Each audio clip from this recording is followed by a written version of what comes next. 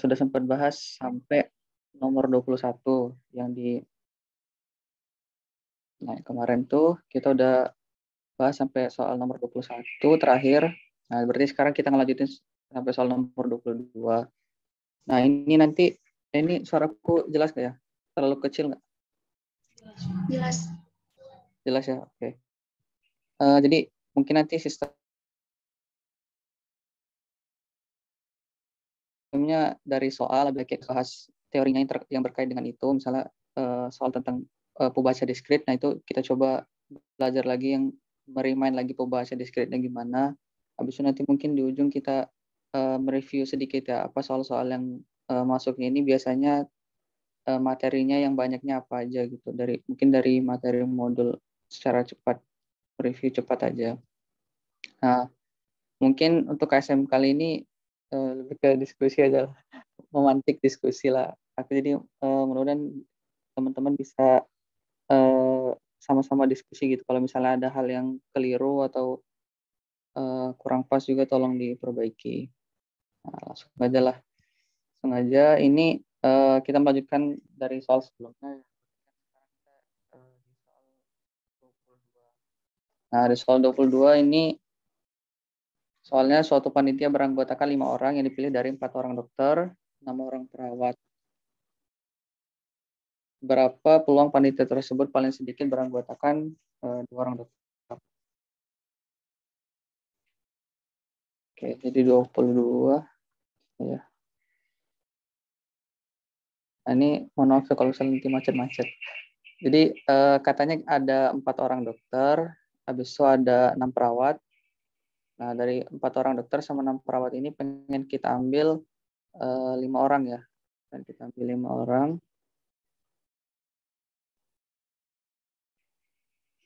Dan kita ambil 5 orang, habis itu berapa peluang panitia tersebut paling sedikit beranggotakan?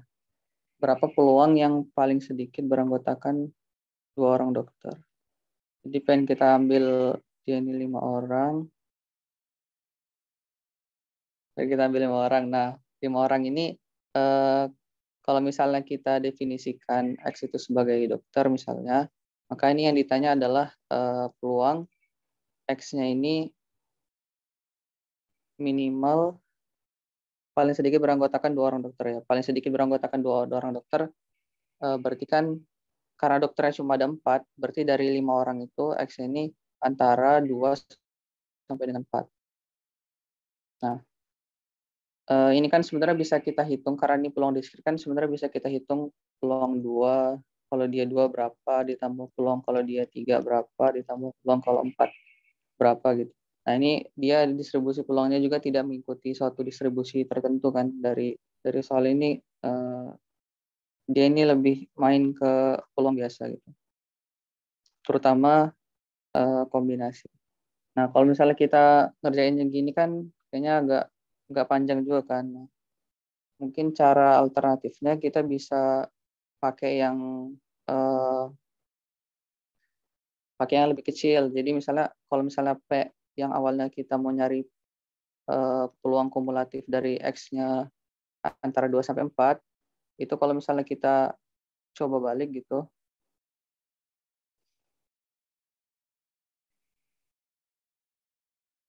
peluang X lebih dari sama dengan 2 ini, itu kan sama aja kayak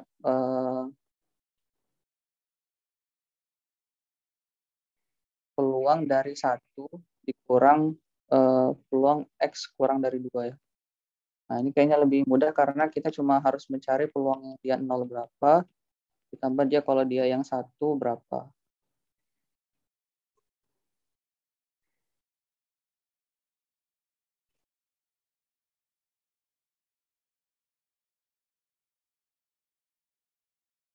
Nah, dari sini kita tinggal coba cari nih.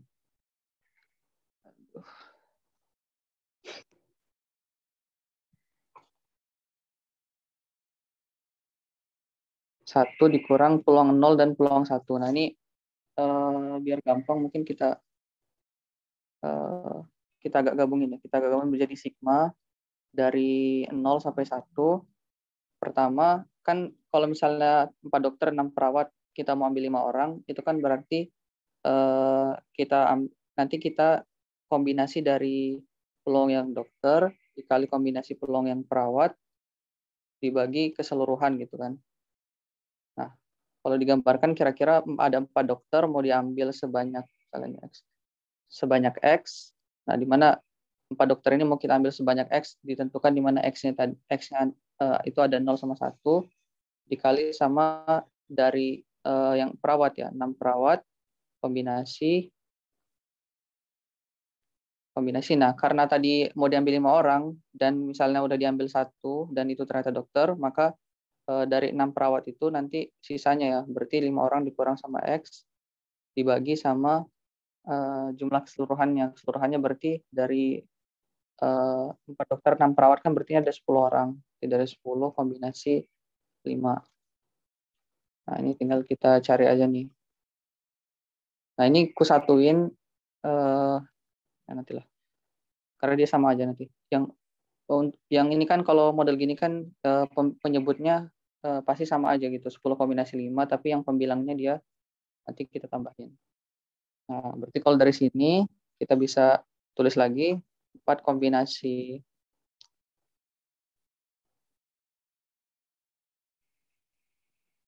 Kita tulis lagi 4 kombinasi 0 dikali 4 kombinasi 0 dikali 6 kombinasi, karena 5 kurang 0, 6 kombinasi 5 dibagi 10 kombinasi 5 ditambah 4 kombinasi 1 dikali 6 kombinasi 5 kurang 1, 4 ya. 4 dibagi 10 kombinasi 5. Nah, makanya tadi penyebutnya ini bisa digabungkan. Nah, ini bisa kita cari lagi. Berarti 4 kombinasi 0 itu kan 4 faktorial. Terus ya, 4 faktorial dibagi 4 faktorial, 0 faktorial. Ini 6 faktorial dibagi 5 faktorial, 1 faktorial dibagi 10 faktorial dibagi 5 faktorial tambah seterusnya ya. Nah, ini mungkin pasti teman-teman bisa ngerjainnya cepat, tapi ini kita bedah aja biar lebih clear aja. Nah, karena compare waktunya sebentar, nanti mungkin bisa pakai intuisi langsung. Misalnya gini, kayak misalnya 4 kombinasi 0 kan ini setiap yang dikombinasikan dengan 0 kan pasti hasilnya 1 ya. Nah, ini kan 1. Begitupun, tapi kalau misalnya dia dikombinasikan dengan 1, itu biasanya hasilnya yang 1 juga kan, 4 kombinasi 1. 3 faktorial ya. 4 kurang 1, 3. Oh, salah. 3 faktorial, 1 faktorial. Nah, ini kalau dia dikombinasikan dengan 1, itu adalah bilangan itu sendiri. Makanya ini nanti hasilnya pasti 4. Nah, yang kayak gini kan nanti kalau misalnya ngerjain sendiri pasti bisa langsung terbaca gitu secara intuisi. Ada juga kalau misalnya 4 kombinasi 4 misalnya. 4 faktorial. Nah, ini hasilnya pasti sama dengan 1. Jadi setiap yang dikombinasikan dengan 0 dan dikombinasikan dengan bilangan itu sendiri pasti hasilnya 1, dan apabila dikombinasikan dengan 1 itu pasti hasilnya bilangan itu sendiri. Misalnya 4 kombinasi 1 ini pasti hasilnya 4. 1000 kombinasi 1 pun hasilnya pasti 1000. Nah, itu udah sama-sama paham lah. Nah, ini tadi berarti ini bisa dicoret ya ujungnya. Kan ini 6, 5, 4, 3, 2, 1. 6 kombinasi 5 ini berarti 6. Begitupun dengan ini bisa dicoret. Yang di sini 6 ditambah 4 dikali, nah ini kan 6, 5, yang 4 seterusnya kan udah dicoret sama ini, berarti 6 tinggal 6 kali 5 dibagi 2 kali 1 ya.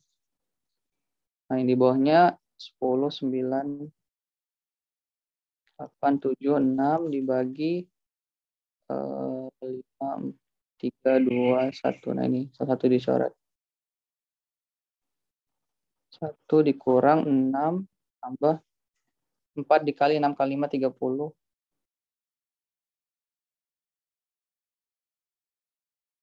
Nah, ini 15 kali 60.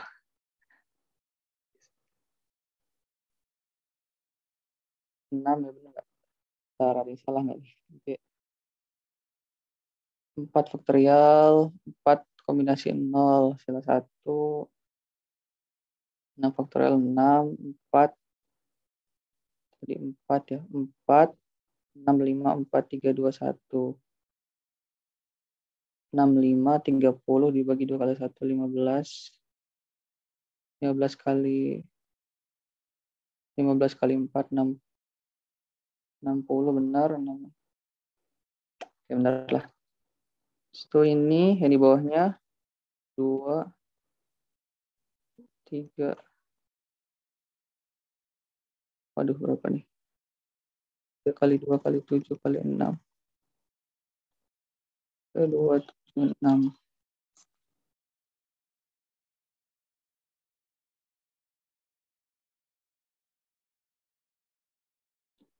6 kali 7, 36. 36 kali 7.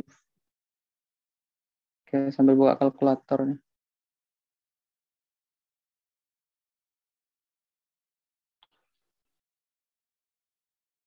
Oke, coba di kalkulator. Berarti kan ini 3 kali 2 kali 6 kali 7 ini 36 kali 7. 36 kali 7 itu 252. Berarti 252 dikurang 66 dibagi 252. 252 dikurang 66 dibagi 252. Hasilnya 0,73 tadi. Berapa tadi? 0,738. 0,738. Nah, inilah. Nah, 0,74 ya. Nantinya dari sini mungkin nanti kita hasilnya langsung lihat kunci aja. Kalau makan waktu nih, ini aja udah beberapa menit. Tapi intinya dari sini kita bisa tahu kalau misalnya soal kombinasi gini, kayaknya dia sering muncul dan pasti muncul gitu. Biasanya muncul, nggak pasti, biasanya muncul. Tapi kalau misalnya untuk yang ya peluangnya besar lah untuk muncul. Nah, kita lihat dari sini intinya kalau misalnya ada 2 entitas, misalnya satu dokter, satu perawat atau apapun itu, satu laki-laki, satu perempuan, ketika mau diambil 5, intinya kita cara nyarinya yang pembilangnya itu adalah yang kita mau, misalnya dokternya berapa, perawatnya berapa, kita kombinasiin, sedangkan yang penyebutnya itu adalah jumlah keseluruhannya. Nah, kemudian ini bisa jadi gambaran untuk suatu kombinasi. Lanjut nomor 23, sebuah keluarga memiliki 2 orang anak, diketahui bahwa minimal terdapat 1 anak. Nah, ini perlu di-highlight ya, bahwa terdapat 1 anak, minimal 1 anak dari keluarga tersebut. Yang kedua, berapakah peluang keluarga tersebut memiliki 2 anak laki-laki, peluang memiliki 2 anak laki-laki jika peluang lahir anak 4. Nah, dari sini kita bisa identifikasi dulu nih, nomor 23 bahwa pertama kita ketahui tentang peluang laki-laki atau peluang anak laki-laki.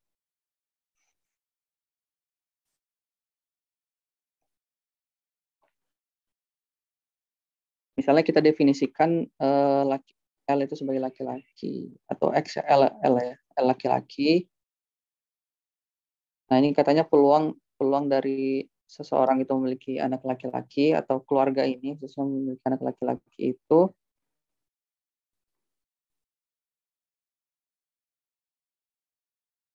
macet. Peluang laki-laki itu sama dengan 0,4. Nah, yang ditanya itu adalah berapa peluang ketika dia memiliki 2 anak laki-laki. Berarti kan peluang L sama dengan 2 kan? Peluang L sama dengan 2. Tapi ingat nih, dia ada syaratnya. Bahwa diketahui terdapat 1 anak dari keluarga tersebut merupakan laki-laki. Jadi minimal 1. Jadi bersyarat minimal 1 anaknya itu laki-laki. Berarti kan bisa dibuat gini ya. Jadi peluang anaknya laki-laki, anaknya 2 laki-laki dengan syarat bahwa diketahui sebelumnya salah satunya itu laki-laki. Nah, ini kan yang kita kenal dengan conditional probability ya. Atau peluang bersyarat, di mana conditional probability apabila misalnya ada peluang A bersyarat B itu sama dengan peluang A iris B dibagi dengan peluang B.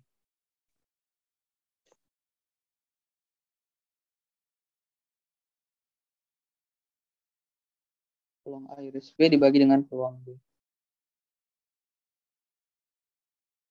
Nah, dalam kasus yang misalnya dia saling bebas, nah ini kan dia tidak saling bebas ya, karena dia saling mempower berarti tidak bebas. Nah, ini intinya dari soal ini kita bisa dapat dan merimain rumus dari conditional probability bahwa peluang besar atau conditional probability adalah ketika ada dua kejadian di mana satu kejadian itu berlaku apabila yang kejadian sebelumnya terjadi. Dalam hal ini misalnya peluang A ketika B-nya terjadi gitu. Berarti itu sama dengan peluang A iris B dibagi dengan peluang B. Nah, berarti kalau misalnya kita punya soal kayak gini, berarti peluang L sama dengan 2, peluang peluang peluang L sama dengan 2 yang bersyarat L lebih dari sama dengan 1 itu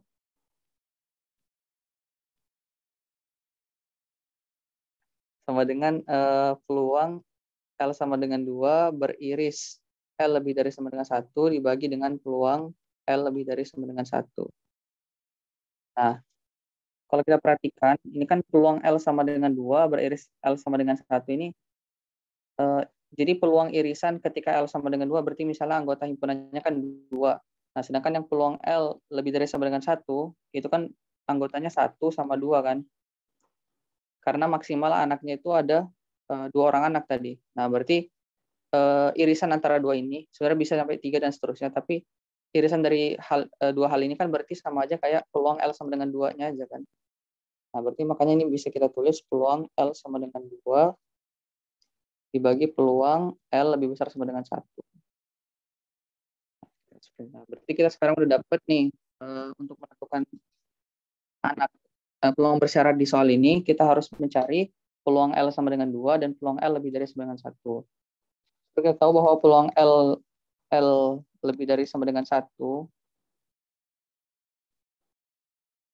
itu kan berarti peluang ketika dia 1 ditambah peluang ketika dia 2. Nah, kenapa cuma sampai 2? Karena di sini disebutkan bahwa keluarga tersebut hanya memiliki 2 orang anak ya. Jadi dia cuma punya anaknya itu cuma punya 2. Hanya dia maksimalnya 2. Nah, untuk mencari berapa peluang berapa peluang ketika dia 1 dan berapa peluang ketika dia anak kedua. Nah, ini kalau kita lihat dari bentuk soalnya ini bisa menggunakan binomial ya. Kalau bisa menggunakan binomial karena dari 2 anak itu berapa yang laki-lakinya 1, berapa yang laki-lakinya semua, dan berapa yang laki-lakinya 0 mungkin. Nah, tapi dalam hal ini karena kita mau nyari yang lebih dari 1, berarti kita mencari yang laki-lakinya ketika laki-lakinya 1 dan ketika laki-lakinya 2 dengan peluang yang stabil atau peluang yang sama untuk setiap kejadian, yaitu 0,4. Dan juga peluang lahirnya anak pertama itu saling bebas dengan peluang lahir anak kedua. Jadi anak pertama ya bisa laki-laki, bisa perempuan, anak kedua juga bisa laki-laki, bisa perempuan, tapi peluang laki-lakinya 0,4 gitu. Berarti kan ini menggambarkan peluang binomial. Nah, dari situ kita bisa cari nih peluang yang dia 1 berapa, berarti kan 21 dikali 21 ya 0,4 dipangkat 1, 0,5 pangkat 2 kurang 1 ditambah 22 kombinasi 22 0,4 pangkat 0,4 pangkat 2 0,6. Nah, dari sini 2 kombinasi 1. Nah, kayak tadi kalau misalnya ada suatu bilangan yang dikombinasikan dengan 1, itu pasti hasilnya bilangan itu sendiri ya tadi. Ini 2 dikali 0,4 kali 0,6 tambah kombinasi 22. Nah, ini 2 faktorial dibagi 2 faktorial dibagi 0 faktorial yang pasti hasilnya 1, 0,4 kuadrat. Ini berapa nih? 2 dikali 0,4 dikali 0,6. 0,48 ditambah 0,4 kuadrat. Waduh. 0,4, 0,16. 48 tambah 16. 0,64. Nah, sebenarnya teman-teman juga nyari ini bisa gini aja ya. 1 dikurang peluang ketika dia 0. Tapi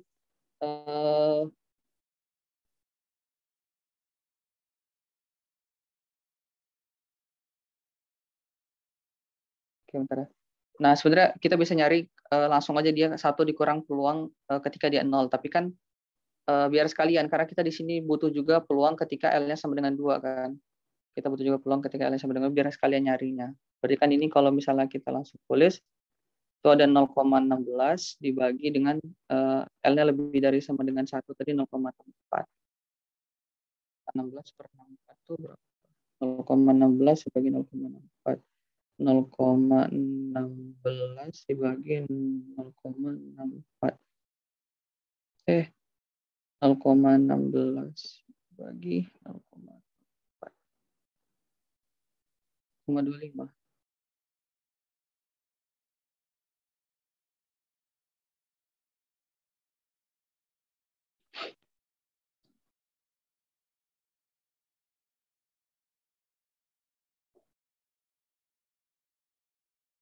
Oh, ini ada pertanyaan nih, 0,25 ya. Pertanyaan, perlu bisa tolong jelasin kenapa irisan yang di atas itu sama aja dengan PL sama dengan 2. Oh ya, pertanyaannya kenapa irisan yang di atas ini yang L sama dengan 2 beriris L lebih dari sama dengan 1 itu bisa kita tulis L sama dengan 2 aja. Nah, kan irisan itu konsepnya misalnya ada 2 himpunan A, B. Himpunan pertama himpunan ataupun apapun lah, yang pertama A, B, lalu yang kedua itu misalnya A, B, C. Nah, maka dari itu irisan dari 2 hal ini kan berarti A, B ya. Sepakat ya. Jadi kalau misalnya ada himpunan pertama A, B, lalu yang kedua A, B, C, maka irisannya adalah A, B. Nah, kalau misalnya dalam kasus kita, yang pertama adalah L sama dengan 2. L sama dengan 2. Berarti anggotanya 2 aja ya. 2. Jadi anggotanya ketika anaknya sama dengan 2. Yang kedua, itu L lebih dari sama dengan 1. L lebih dari sama dengan 1, berarti anggotanya 1,2. Nah, ini kenapa 1,2? Ini karena tadi keluarga memiliki 2 orang anak. Nah, berarti dia maksimalnya ada di 2. Nah, berarti kalau misalnya kita ambil irisannya sama seperti konsep tadi A, B dan A, B, C, maka irisan dari 2 ini ya L sama dengan 2-nya. Sama dengan 2. Nah, kalau misalnya mau ya bentuknya kira-kira bentuknya kayak gini gitu. Nah, gitu. Makanya irisan dari L sama dengan 2 dan L lebih dari sama dengan 1 itu bisa langsung kita tulis L sama dengan 2 aja. Nanti dibagiin dengan ini. Begitu. Ya, mungkin ini ya. Jadi di soal ini kita belajar tentang conditional probability, di mana kalau misalnya ada suatu kejadian bersyarat, apabila A, ulang kejadian A, bersyarat B, artinya A ini terjadi apabila B terjadi. Nah, itu bisa kita tulis dengan PA iris P dibagi dengan PB. Nah, dalam konteks ini, ketika anaknya tadi kita pengennya yang 2, ketika anaknya 2, dengan syarat, dengan syarat minimal ada anaknya yang 1 laki-laki, maka kita bisa tulis seperti ini. Nah, tadi kita gunain binomial karena dia memenuhi sifat-sifat binomial nih. Karena peluangnya dia antara kelahiran anak pertama dan kelahiran anak kedua itu kan dia saling bebas ya. Jadi anak pertama itu bisa laki-laki bisa perempuan, anak kedua juga bisa laki-laki dan perempuan. Dan peluangnya terdiri dari sukses dan gagal karena laki-laki dan perempuan tadi. Jadi misalnya kita anggap suksesnya sebagai laki-laki, maka gagalnya yang perempuan. Dan dia peluangnya sama untuk setiap kelahiran anak, yaitu sama-sama 0,4 ini. Dari itu tadi kita bisa gunakan pendekatan binomial untuk mencari peluang-peluang yang di atas ini. Nah, kalau menurutku untuk kerjaan soal gini, pertama kita jabarin dulu aja conditional probability-nya apa, misalnya dalam hal ini. Lalu dari conditional probability ini kita cari setiap komponen-komponennya. Misalnya ini tadi ya, irisannya ininya dan seterusnya.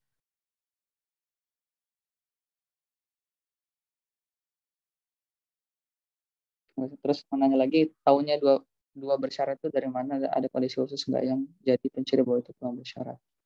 Nah, jadi oh ya, biasanya kalau peluang bersyarat itu gini nih, jadi ada kejadian ini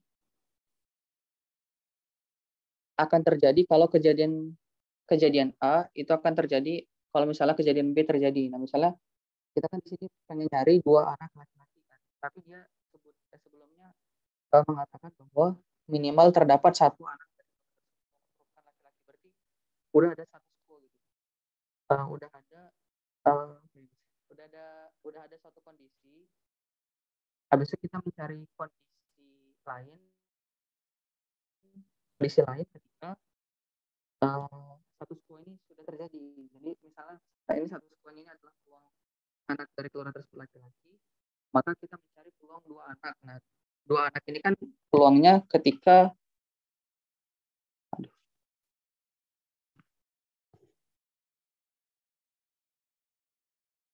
hilang ya. Tes, halo.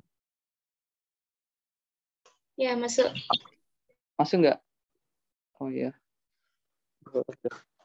Sorry ya. Dari kemarin nih. Ingetin tapi kalau ada hilang lagi.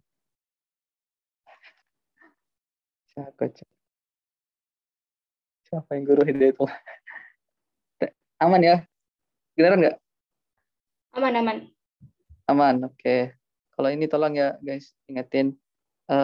Ya gitu, jadi conditional probability itu biasanya kita bisa mengidentifikasi kalau misalnya ada satu school ataupun ada kondisi yang sebelumnya terjadi gitu. Misalnya di sini anak dari keluarga tersebut merupakan minimal satu terdapat laki-laki. Nah, berarti kita bisa identifikasi satu schoolnya itu minimal tadi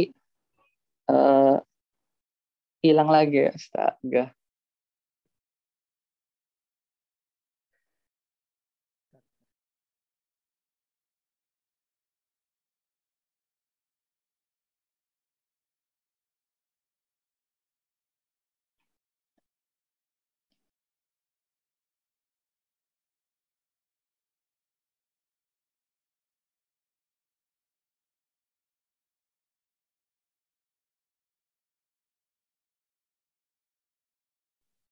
Tes, Assalamualaikum. Ada suara nggak? Ada, Ru, ada. Masuk, masuk. Ada. Alhamdulillah. Masuk ya. Oke. Masuk. Sekarang masuk. Masuk, Masuk. masuk. Oh, ada. Oke. Aduh. Nih, jadi minimal terdapat satu. Jadi intinya conditional probability tadi kondisinya kalau misalnya ada satu squaw dulu. Jadi ada kondisi tertentu, habis itu kita lihat kondisi lain di mana kondisi lain ini berlaku apabila kondisi tertentu itu ada gitu. Nah, misalnya tadi kita kan mau nyari dua anak laki-laki, peluang dua anak laki-laki dengan syarat atau dengan diketahui satu squawnya itu kalau misalnya minimal satu anak dari keluarga itu laki-laki gitu. Berarti kita harus menjadikan ini sebagai pertimbangan dalam membuat ini. Nah, ini perlu dibedakan dengan irisan ya, karena biasanya ada juga soal gini, misalnya peluang dua anak laki-laki dan minimal dan satunya dan anak pertama misalnya laki-laki. Nah, jadi misalnya berapa peluang dua anak laki-laki dan anak pertama laki. Nah, kalau udah ada kata-kata dan ini biasanya kita harus bentuknya dalam bentuk irisan gitu. Itu aja sih mungkin yang bisa diidentifikasi. Tapi secara konsep tuh conditional probability kan berarti ada suatu kondisi yang harus dipenuhi atau syarat untuk ketika peluang itu terjadi gitu. Kira-kira itu sih. Oke, mungkin ada yang mau didiskusikan lagi guys terkait ini, atau ada yang punya pendapat lain mungkin, atau punya cara cepat. Nah, ini boleh ya. Ala bimbel smart atau apa. Oke, nggak ada, lanjut. Jadi kalau misalnya ada ini, kalau malu-malu di ini, ngomong di kolom chat bisa, private bisa, biar aku bilangin sama teman-teman kalau misalnya ada cara cepat atau apa. Lanjut, nomor 24. Dua buah dadu dilempar sekaligus, tentukan peluang munculnya jumlah mata dadu lebih dari 5 dan salah satu peluang munculnya jumlah mata dadu lebih dari 5. Berarti misalnya kita definisikan A itu dadunya lebih dari 5 dan B itu misalnya dadunya angkanya 2. Nah, karena ini ada kata-kata dan, maka salah satu dadu. Salah satu, dua. Nah, ini karena ada kata-kata dan, nah ini kita harus seperti kita cari misalnya A, iris, B. Nah, dalam identifikasi ini, cara lamanya kan sebenarnya kita harus ini semua ruang sampelnya. Jadi 1, 2, 3 sampai 6, 1, 2, 3 sampai 6, habis itu 1,1 sampai 6,6. Ini kita ini semua bisa cari yang sesuai syaratnya, sesuai dengan kondisinya. Nah, kalau dalam kayak gitu kan kayaknya agak lama gitu. Nah, sebenarnya kita bisa langsung identifikasi saja nih. Pertama kan katanya tentukan peluang munculnya jumlah dadu lebih dari 5. Nah, berarti kalau lebih dari 5, kalau 2 dadu itu berarti ada kemungkinan dia 6, 7, 8, 9 sampai 12 kan. Nah, tapi ada irisannya, ada kejadian kedua, yaitu salah satu hilang lagi. Ya.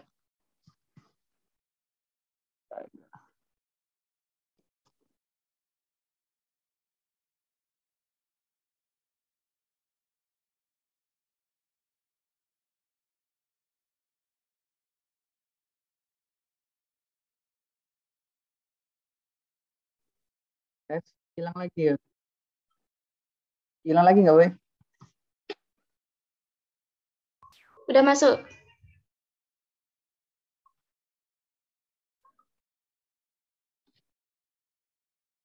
Hilang.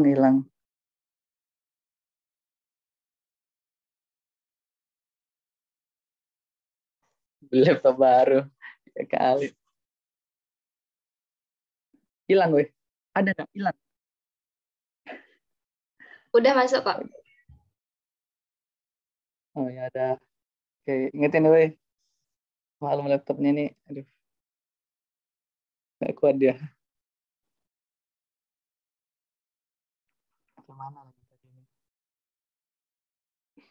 Masih ada lebih dari 5 dan salah satu munculnya 2. Nah, ini kan berarti masuk aja nih. Berarti kan kalau mata dulu lebih dari 5 itu ada banyak, ada kemudian berarti 6 sampai 12. Tapi ingat, salah satunya harus 2. Kalau salah, astagfirullah. Hilang lagi. Ya Allah.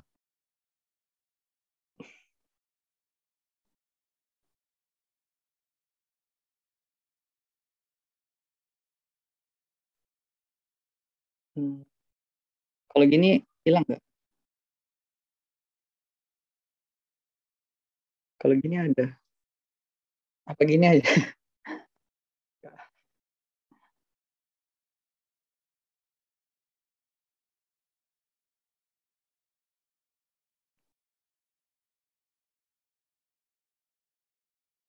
Mana ya?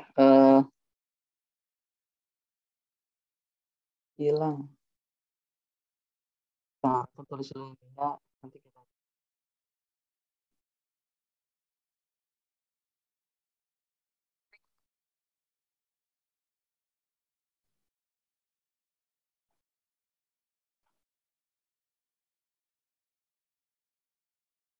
Jangan bergerak biar nggak hilang-hilang. Gimana jangan bergerak? Udah nggak bergerak. Nggak sambil lari kok ini. Dua udah dua. Nah, sekarang nggak hilang ya? Kayaknya kalau aku nulis ya kalau hilang. Dua dadu dilempar sekaligus. Tentukan peluang munculnya jumlah mata dadu lebih dari 5 dan salah satu. Nah, tadi kan kemungkinan lebih dari 5 kan 6 sampai 12. Tapi kan kondisi kedua kan dia salah satunya 2. Berarti kan bisa 24, 42, 25, 52, 26, 62. Karena dia maksimalnya, karena dia salah satunya harus 2, dan mata dadu itu maksimal 6, berarti kan dia angka max-nya itu di 8 kan. Kalau 9 dia nggak bisa dibentuk dengan salah satunya 2. Nah, makanya dari sini udah bisa teridentifikasi bahwa ada 6 kemungkinan yang memenuhi kondisi A iris B. Berarti kan 6 hilang lagi. Headset kok tambah hilang karena headsetnya headset Bluetooth ini. Tambah hilang lagi ya.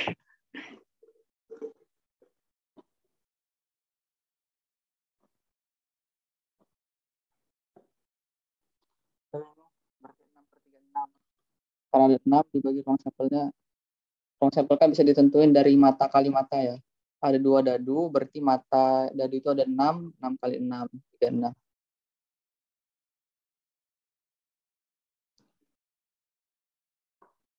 Sekarang hilang nggak? Hilang? Enggak. Aman. Aman, tadi hilang. Coba ya, kalau aku nulis kayaknya hilang ya dia. Coba ya. Hilang. Hilang nggak?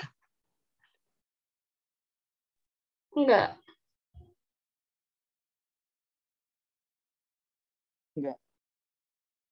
Kenapa hilang ini jadi ya? Kayaknya kemarin aman aja loh. Kalau nunduk.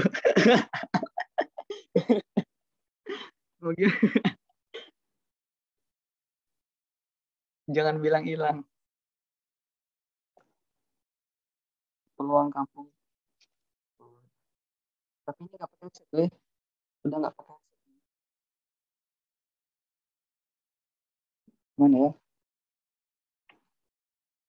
Ya emang nggak ngomong. Duh. Udah hilang aja. Aduh. Aku mungkin ada yang mau ngelanjutin nih gimana nih? Apa aku restart dulu ya laptop kali ya? Gimana Syah? Boleh nggak bentar? Boleh, boleh. Ya izin ya guys ya, sorry ya. Bentar aku restart dulu.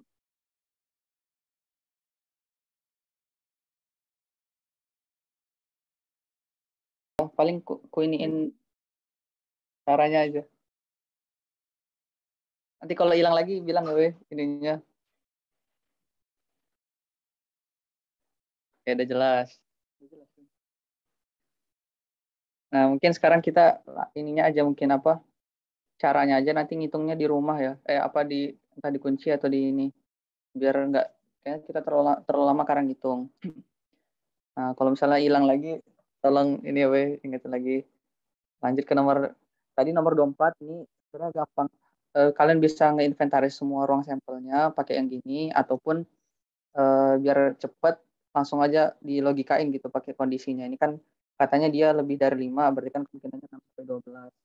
Uh, kalau dijumlahin kan dua mata dadu itu, tapi kan karena harus dua salah satunya, berarti kan nggak mungkin dia lebih dari 8 cara penjumlahannya. Karena kan maksimal apa namanya angka di satu mata dadu itu kan 6 gitu. Jadi 9 nggak mungkin bisa diperoleh. Sehingga dari situ, dari logika itu bisa kita peroleh 6. 6 dibagi semua ruang sampelnya 36, berarti 6/36. Lanjut nomor 25, sebuah peluang kampung banjir di Februari adalah 0,15.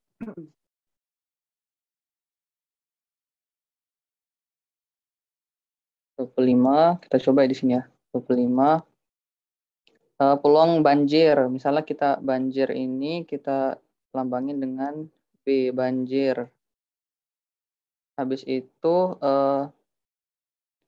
apalagi nih yang tinggal kampung Melayu masuk kuliah. Kuliah kita iniin dengan K.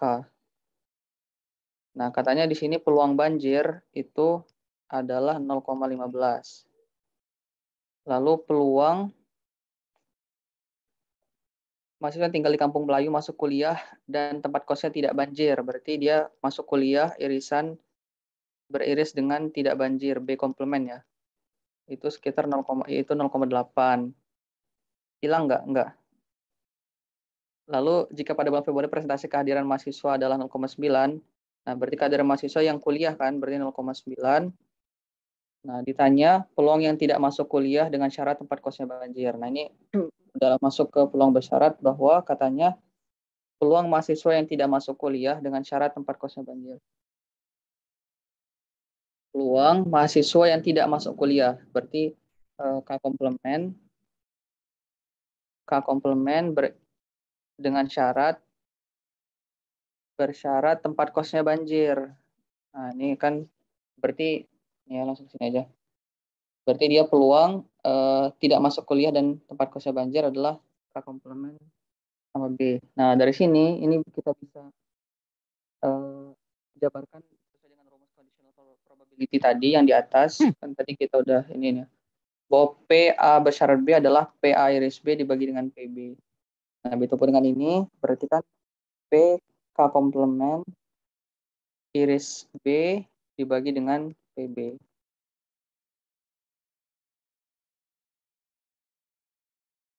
Benar nggak? Maka peluang mahasiswa yang tidak masuk kuliah dengan syarat tempat kosnya banjir. Betul ya? Tidak masuk kuliah dengan syarat tempat kosnya banjir. Peluang masuk kuliah dengan kosnya tidak banjir. Masuk kuliah kosnya banjir 0,8, presentasi kehadiran 0, oke.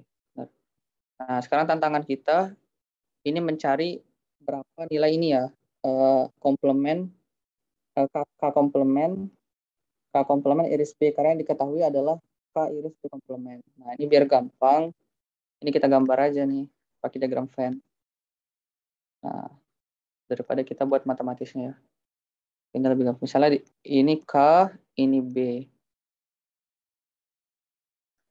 Nah, K komplement B, K komplement iris B, K itu kan yang ini ya, wilayahnya yang ini.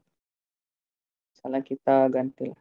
Yang K itu warna oranye, yang B ini yang warna merah. Nah, yang K kan yang warna oranye-nya. Yang warna oranye itu, nah, sedangkan yang dicari, ya kalau misalnya kita K komplement, berarti seluruh wilayah di luar dari K ini. Berarti bisa di bagian sini, bisa di bagian ini, dan seterusnya. Nah, tapi yang ditanya di sini, K komplement yang beriris dengan B. Nah, berarti kan daerah ini ya. K komplement yang beriris dengan B, berarti daerah ini. Kenapa kok hapus lah? Nah, ini berarti daerah ini. Nah, gimana cara kita mendapatkan daerah ini? Nah, ini mungkin bisa kita identifikasi dari nilai-nilai ini. Pertama, katanya PB-nya 0,15. Berarti PB-nya ini 0,15. Habis itu PK-nya 0,9.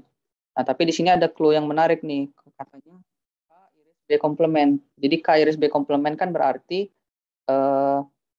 wilayah K yang dia tidak beririsan dengan B. Nah, berarti kan yang bagian sini kan, yang bagian oranye ini, tapi yang dia bukan bagian yang merah. Nah, berarti wilayah sininya. Ini katanya 0,8. Nah, karena K-nya ini 0,15, sedangkan wilayah yang di sininya 0,8, berarti kan wilayah yang di sininya, yang diiris ini kan berarti 0,15 dikurang 0,8 kan? 0,15 kurang 0,8 itu. 0,9 kurang 0,8, berarti kan 0,1. Nyambung ya logikanya. Jadi kalau misalnya daerah yang ini, daerah K beriris B komplement, di mana daerah yang dia K tapi tidak beriris dengan B itu 0,8, dan daerah yang K-nya ini, K secara keseluruhan yang oranye ini 0,9, berarti yang daerah sini itu 0,1 kan. Nah, dari sini kita bisa dapat nih yang mau kita cari tadi, K komplement iris B. K komplement iris B kan berarti daerah ini tadi, yang dia tidak menyentuh daerah 0,1. Karena di sini 0,1 dan jumlah keseluruhannya 0,15, ini kan tadi jumlah keseluruhannya 0,15, maka daerah ini adalah 0,15 dikurang 0,1, yaitu 0,05 ya, 0,05. Sehingga didapatlah bahwa peluang dari K komplement iris B itu sama dengan 0,05. Oke, dapat 0,05 dibagi dengan PB 0,15. Sehingga jadi 0,05 dibagi 0,15 itu 5/15. 5/15. Yang B. 5/15. Hilang.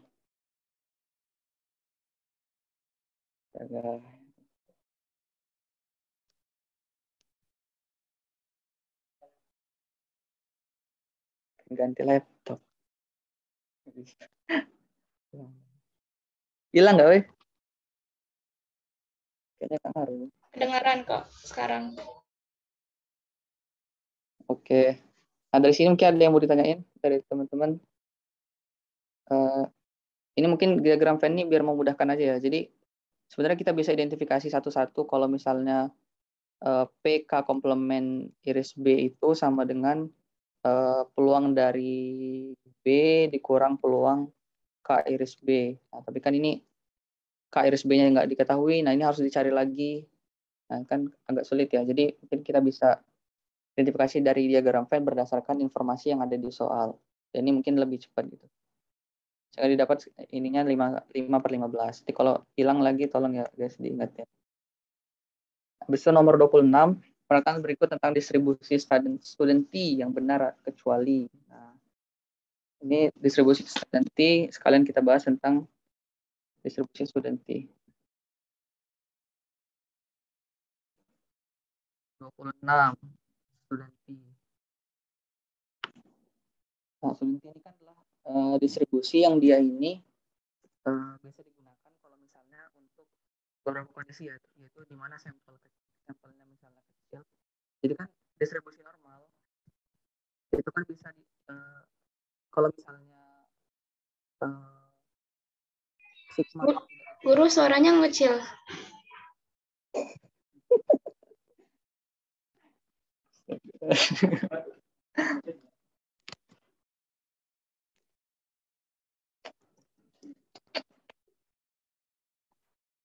ya Gung.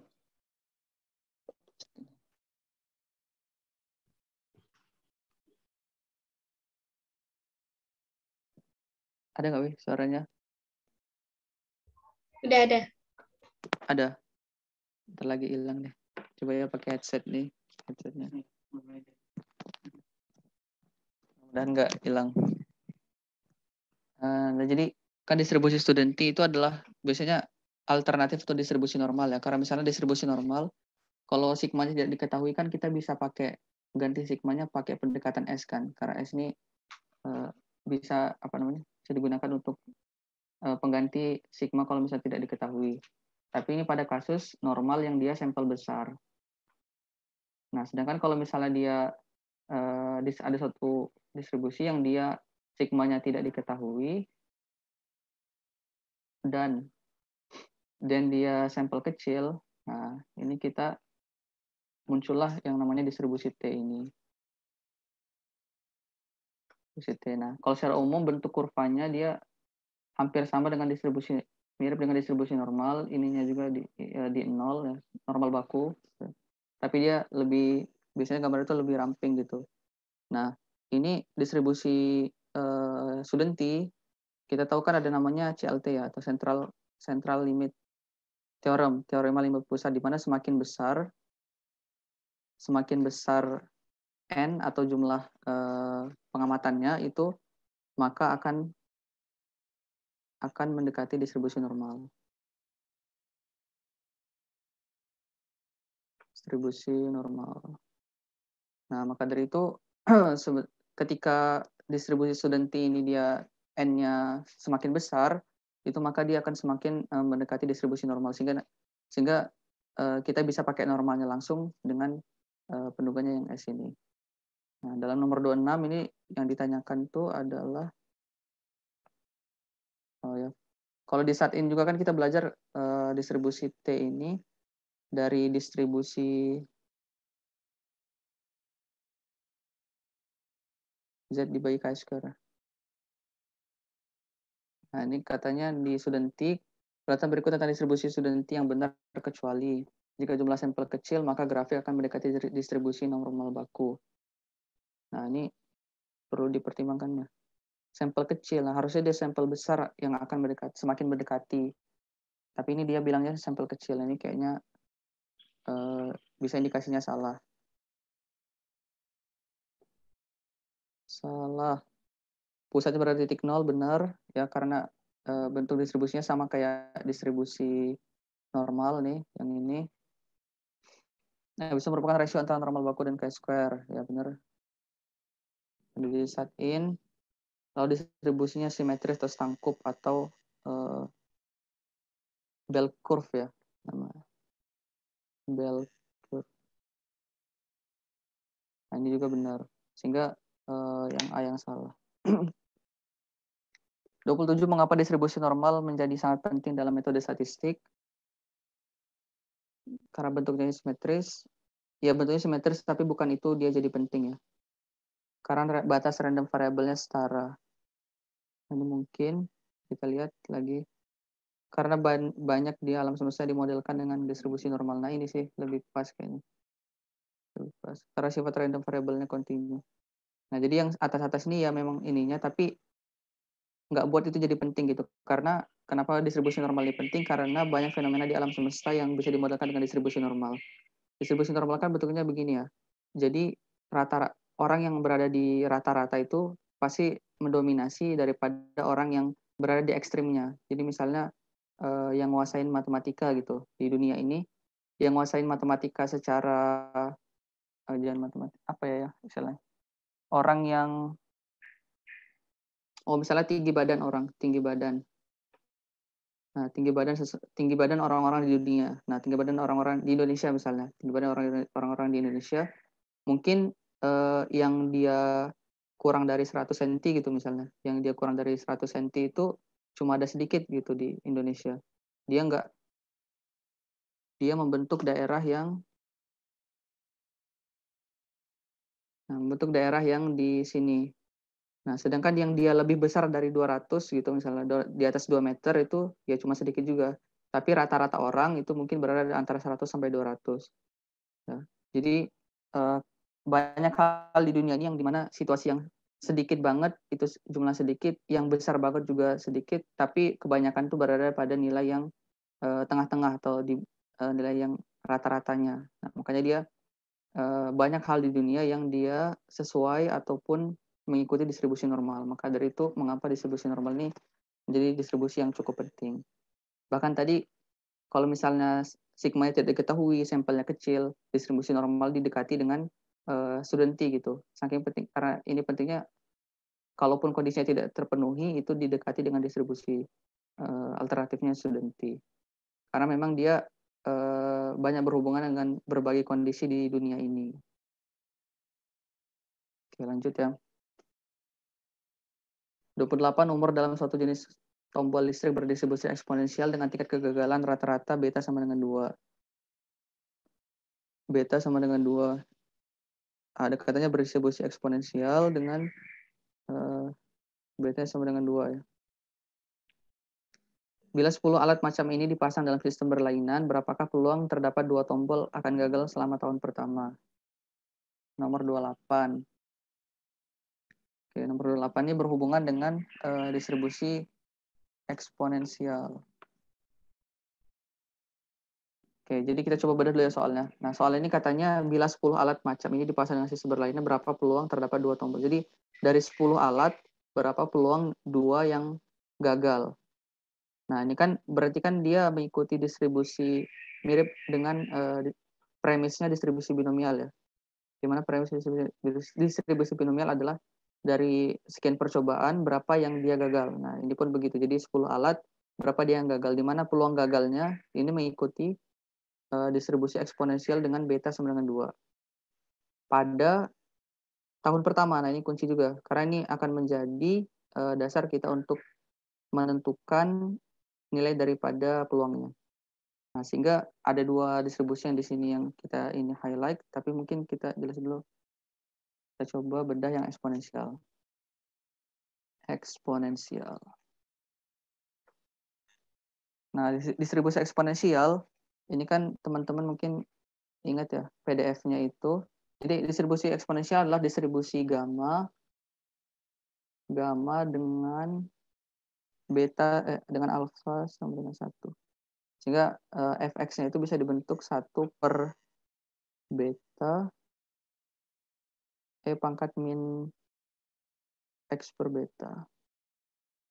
Nah, sedangkan distribusi, nah ini sedikit tipsnya. Karena kan ini dia bilangnya itu bila tingkat gagal rata-rata sama dengan 2 bila 10 alat semacam ini dipasang dengan sistem berlainan, berapakah peluang terdapat 2 tombol akan gagal?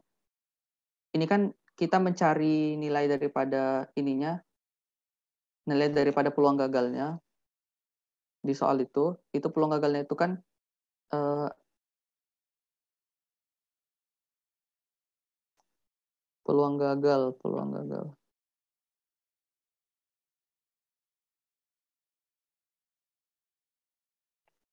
Bentar. Ini kalau suaranya nggak hilang, penanya yang macet. Peluang gagal. Nah, itu kan kondisi katanya pada tahun pertama kan, berarti integral sampai pertama. Karena tahun kan nggak mungkin minus ya. Biasanya kalau kita mencari kumulatif dari min tak hingga, tapi karena ini tahun itu nggak mungkin minus, jadi 0 dari fx-nya, fx dx. Berarti integral 0 sampai 1 dari 1 per betanya tadi 2, e pangkat min x per 2 dx. Nah, mungkin teman-teman kalau misalnya kita kompre kan ini agak sedikit lama ya, sedikit untuk mengerjakan ini nih butuh waktu yang ini mungkin pakai integral parsial dan seterusnya. Nah, mungkin kita bisa pakai alternatif lain. Karena biasanya di suatu fungsi, kalau ada fungsi PDF, itu ada juga fungsi CDF-nya kan. Nah, fungsi CDF dari distribusi eksponensial adalah 1 min E pangkat min X per beta. Nah, jadi dalam kasus ini, kita tinggal masukin aja nih 1 per min X per beta, di mana X-nya ketika dia 1 tahun, atau ketika dia tahun pertama, berarti X-nya sama dengan 1 per E pangkat min 1 per 2. Jadi 1 dikurang 1 per akar 2. Akar E, sorry. Oke, bisa. Kita coba hitung.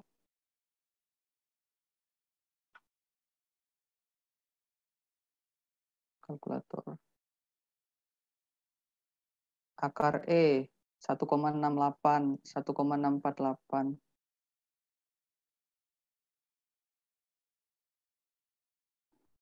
Dikurang 1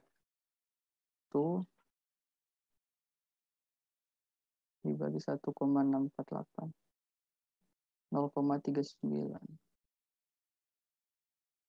Nah, inilah mungkin jadi peluangnya. Atau berapa ya, 0,4 lah ya. Kita buletin jadi 0,4. Nah, inilah peluang dari dia gagal. Nah, kalau peluang gagal sudah diketahui 0,4 tadi misalnya kita buletin, maka untuk mencari peluang dari 10 itu dia 2 yang gagal, berarti kan kita bisa pakai binomial ya. 10 2, P-nya 0,4, pangkat X 2, dikali Q-nya 1 min 0,4, 0,6, 10 kurang 26. 10 faktorial dibagi 8 faktorial, 2 faktorial, kali 0,4 kuadrat dikali 0,6 dipangkatkan dengan 6. Oke, nanti mungkin bisa kita cari. Atau langsung lihat nih di kunci, ada nggak hasilnya. Langsung kasih aja ya. Kayaknya lama kalau mau harus ngitung lagi nih.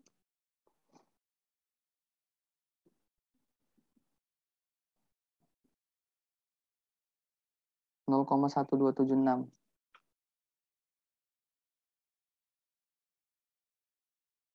0,1276. Sorry ini ya. Ini 8 ya. Maaf. 10 kurang 2, 8. Bukan 6. 0,1279. Jadi kira-kira ini konsepnya adalah kita menentukan peluang gagalnya berdasarkan distribusi eksponensial, di mana distribusi eksponensial itu apa namanya? PDF-nya ini tadi bisa ditentukan dengan PDF, tapi karena ini kumulatif, karena pada tahun pertama, berarti kita bisa nyarinya dengan integral 0 sampai 1 ya. Tapi karena ini mungkin kelamaan, kita bisa nyari integral 0 sampai 1 ini lama gitu. Belum ngeintegralin E-nya dan seterusnya. Nah, makanya kita bisa pakai fungsi kumulatifnya, di mana fungsi kumulatif eksponensial itu 1 dikurang E pangkat min X per beta. Berarti 1 dikurang min X-nya itu 1 per betanya 2. Nah, ini kan gampang ya, tinggal dihitung. Dapatlah kita peluangnya, itu yang disebut peluang gagalnya. Dari situ kita bisa identifikasi dari 10 itu berapa yang dia gagal.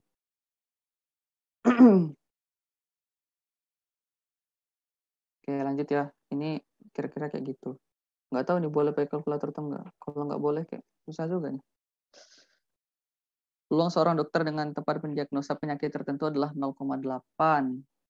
Bila dokter tadi salah mendiagnosa, peluang si sakit meninggal 0,7. Berapa peluang seorang dokter salah mendiagnosa dan si sakit meninggal? Peluang dengan tepat mendiagnosa jenis penyakit tertentu. Misalnya penyakit tertentu ini kita lambangkan dengan P ya, penyakit. Penyakit itu peluang jangan P deh, A ya. A itu penyakit tertentu,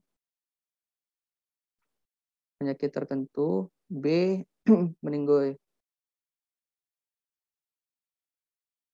Nah, berarti dari sini katanya peluang mendiagnosa penyakit tertentu dengan tepat mendiagnosa penyakit tertentu tadi 0,8, sedangkan peluang dari bila dokter tadi salah mendiagnosa, peluang si sakit meninggal 0,7. Nah, ini peluang bersyarat ya. Kenapa? Karena bila dokter tadi salah mendiagnosa, si sakit meninggal. Jadi salah mendiagnosa, berarti kan salah mendiagnosa A komplement. Karena A tadi, di sini aja. Peluang dari A komplement.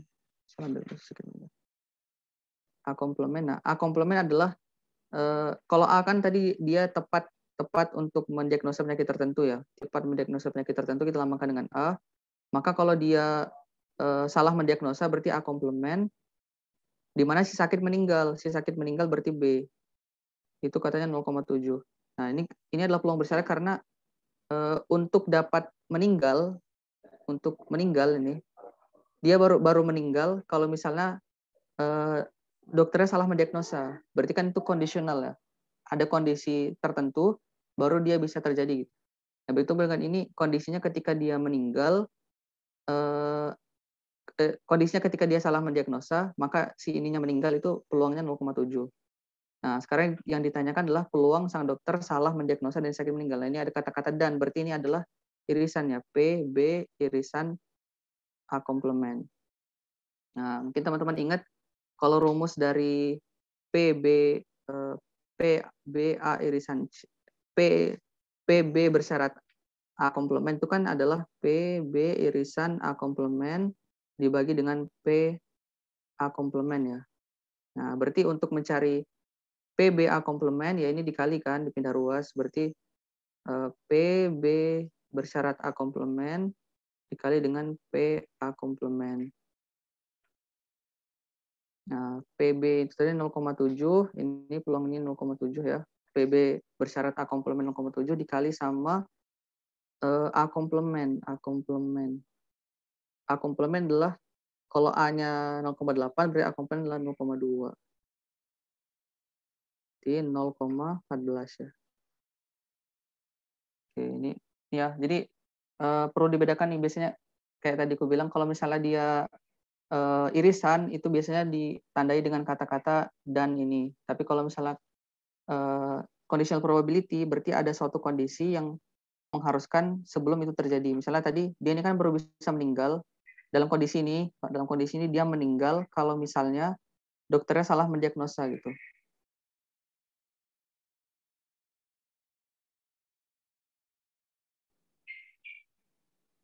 Ruh kenapa 0,7 itu bukan A komplement B? A komplement B. Oh, maksudnya sakit kulit.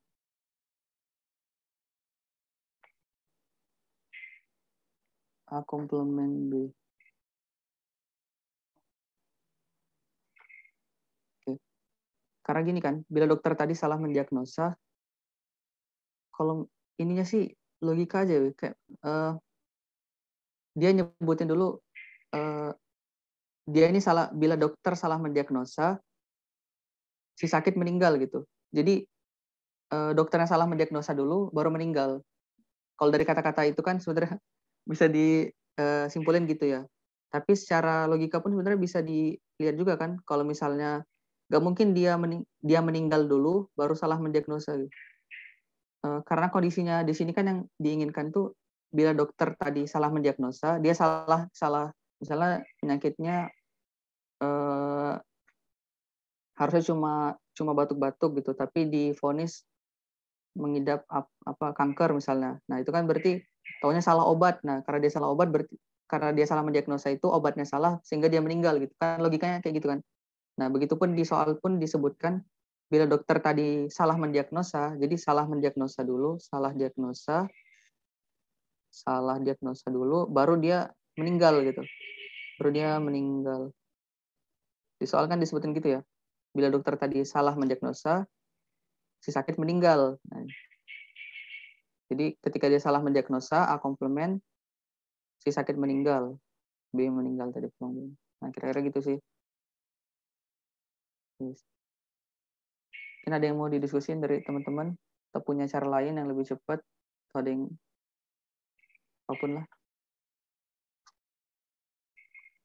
Oke, sip ya. Jadi kira-kira begitu sih untuk kasus meninggal ini.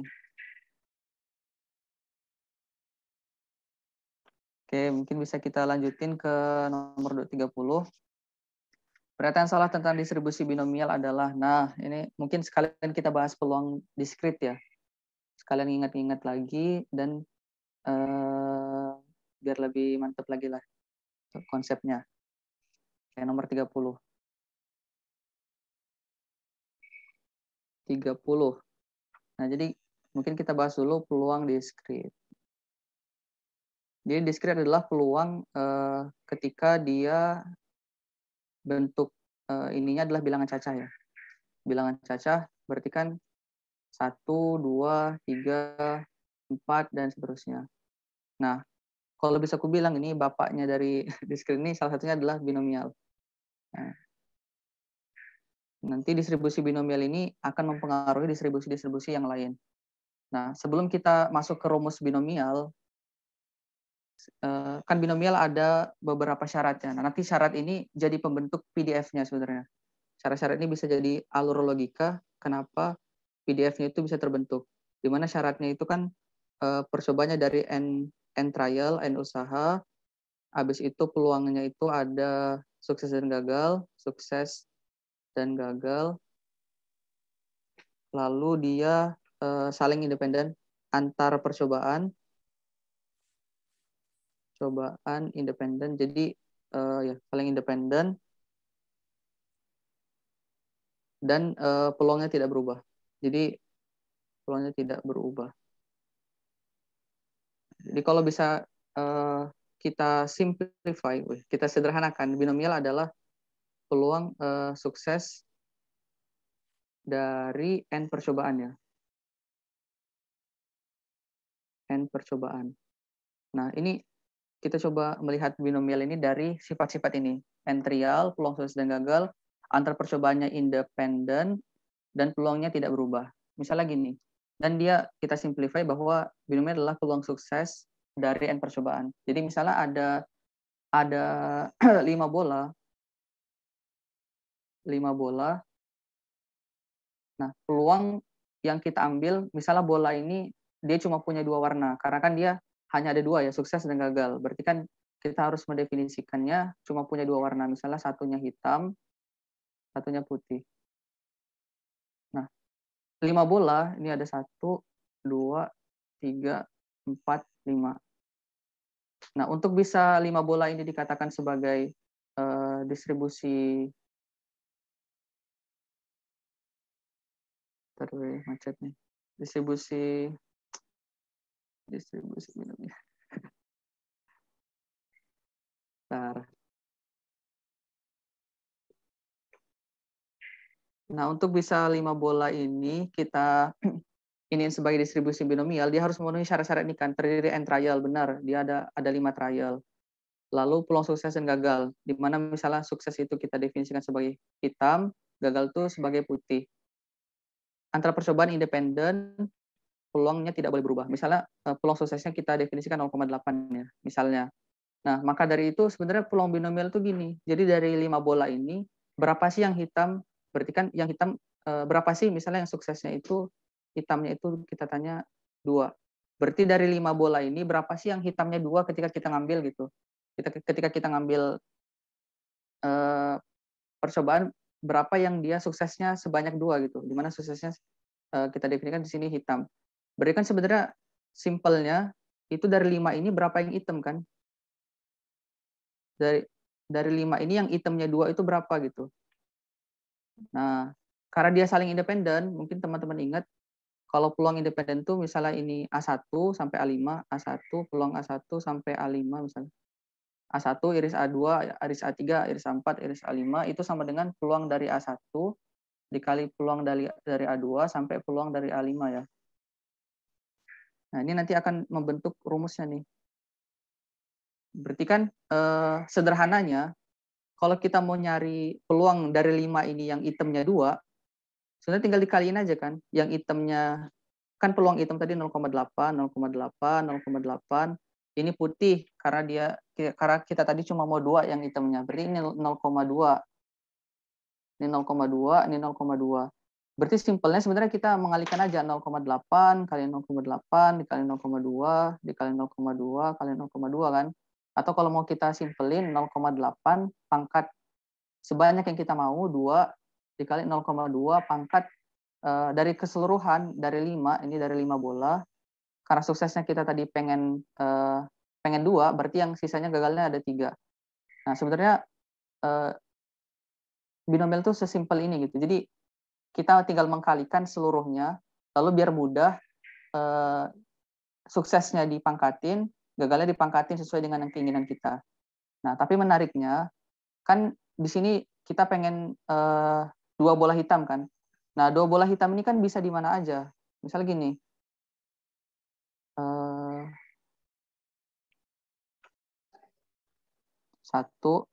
2, 3, 4, 5. Nah, bisa aja dia 2 hitam itu di sini, bisa aja di sini, ya enggak? Bisa aja 2 hitam itu di sini, ya dia di sini. Nah, berikan ada banyak kemungkinan kan si bola hitam ini bisa di sini, 2 itu di sini, bisa di sini dan di sini, bisa di sini dan di sini. Dia ada banyak kemungkinan. Nah, itu kalau kita lihat kemungkinan itu kan bisa dicari dengan kombinasi kan. Makanya dia harus dikali dengan kombinasi dari ininya dari 5 itu berapa sih ketika kita ngambil 2 gitu kan. Caranya gitu tuh. 5. Nah, itulah kenapa rumus dari binomial atau PDF-nya itu bentuknya adalah N, X, P pangkat X, Q pangkat N min X. Ya, karena sesimpel itu. Sebenarnya awalnya kita cuma mengalihkan antara yang peluang yang suksesnya 0,8 dikali 0,8 sebanyak yang kita mau, dikali dengan peluang gagalnya yang 0,2 sebanyak yang sisanya dari yang sukses tadi. Lalu kenapa harus kita kombinasikan? Karena tadi bola hitam bisa di mana aja, bisa di 2 ini atau di sini atau dimanapun lah. Bisa aja misalnya di bola hitam pertama, ini bola hitam kedua, kan bisa aja yang 1 di sini, yang 2 di sini, bisa juga di sini yang 2, sini yang 1 itu kan sudah berbeda gitu. Maka dari itu kita harus memperhatikan atau menambah kombinasinya sehingga terbentuklah rumus binomial seperti ini. Nah, besok ada distribusi yang kedua, ini bisa dikatakan mirip dengan binomial ya.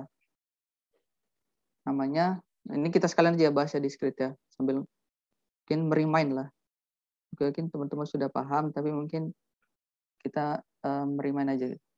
Nah, kalau binomial negatif adalah sederhananya untuk sampai sukses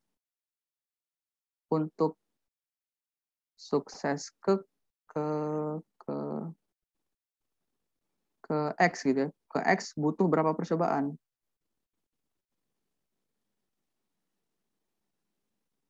Nah, jadi kalau misalnya tadi di binomial itu yang random adalah ini kan yang ini mungkin kemarin udah pernah aku bilang. Yang random adalah percobaannya. Suksesnya. Jadi suksesnya itu random ya. Suksesnya itu kita yang nentuin. X-nya ini kita yang nentuin. Mau dia 2, mau dia 3, dan seterusnya.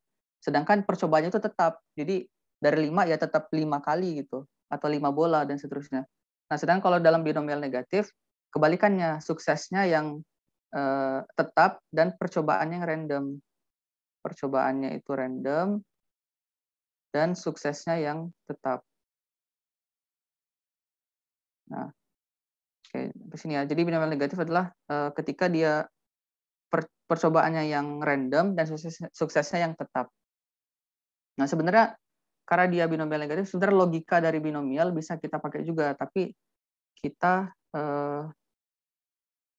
kita sesuaikan dengan yang dimau sama ini. 2. Misalnya tadi ada 5 bola.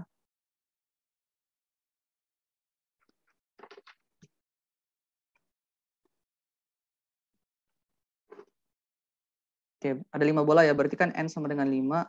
Misalnya kita pengen ngambil yang suksesnya itu 2. Nah, berarti kan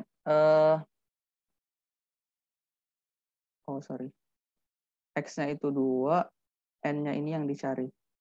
Nah, misalnya gini, jadi untuk mencapai 2 kali sukses itu butuh berapa percobaan sih gitu.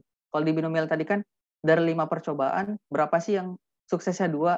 Nah, sedangkan kalau dalam binomial negatif, kita balik nih, dari sukses, dari apa namanya, dari kalau kita pengen suksesnya 2 kali, itu butuh berapa percobaan gitu kan. Berarti, kalau konsep gitu kan, sukses yang terakhir itu harus di akhir, harus di sini. Karena dia menentukan jumlah suksesnya. Misalnya kalau sukses yang pertama tadi, misalnya kita pengen suksesnya 2, sukses yang pertama misalnya di awal.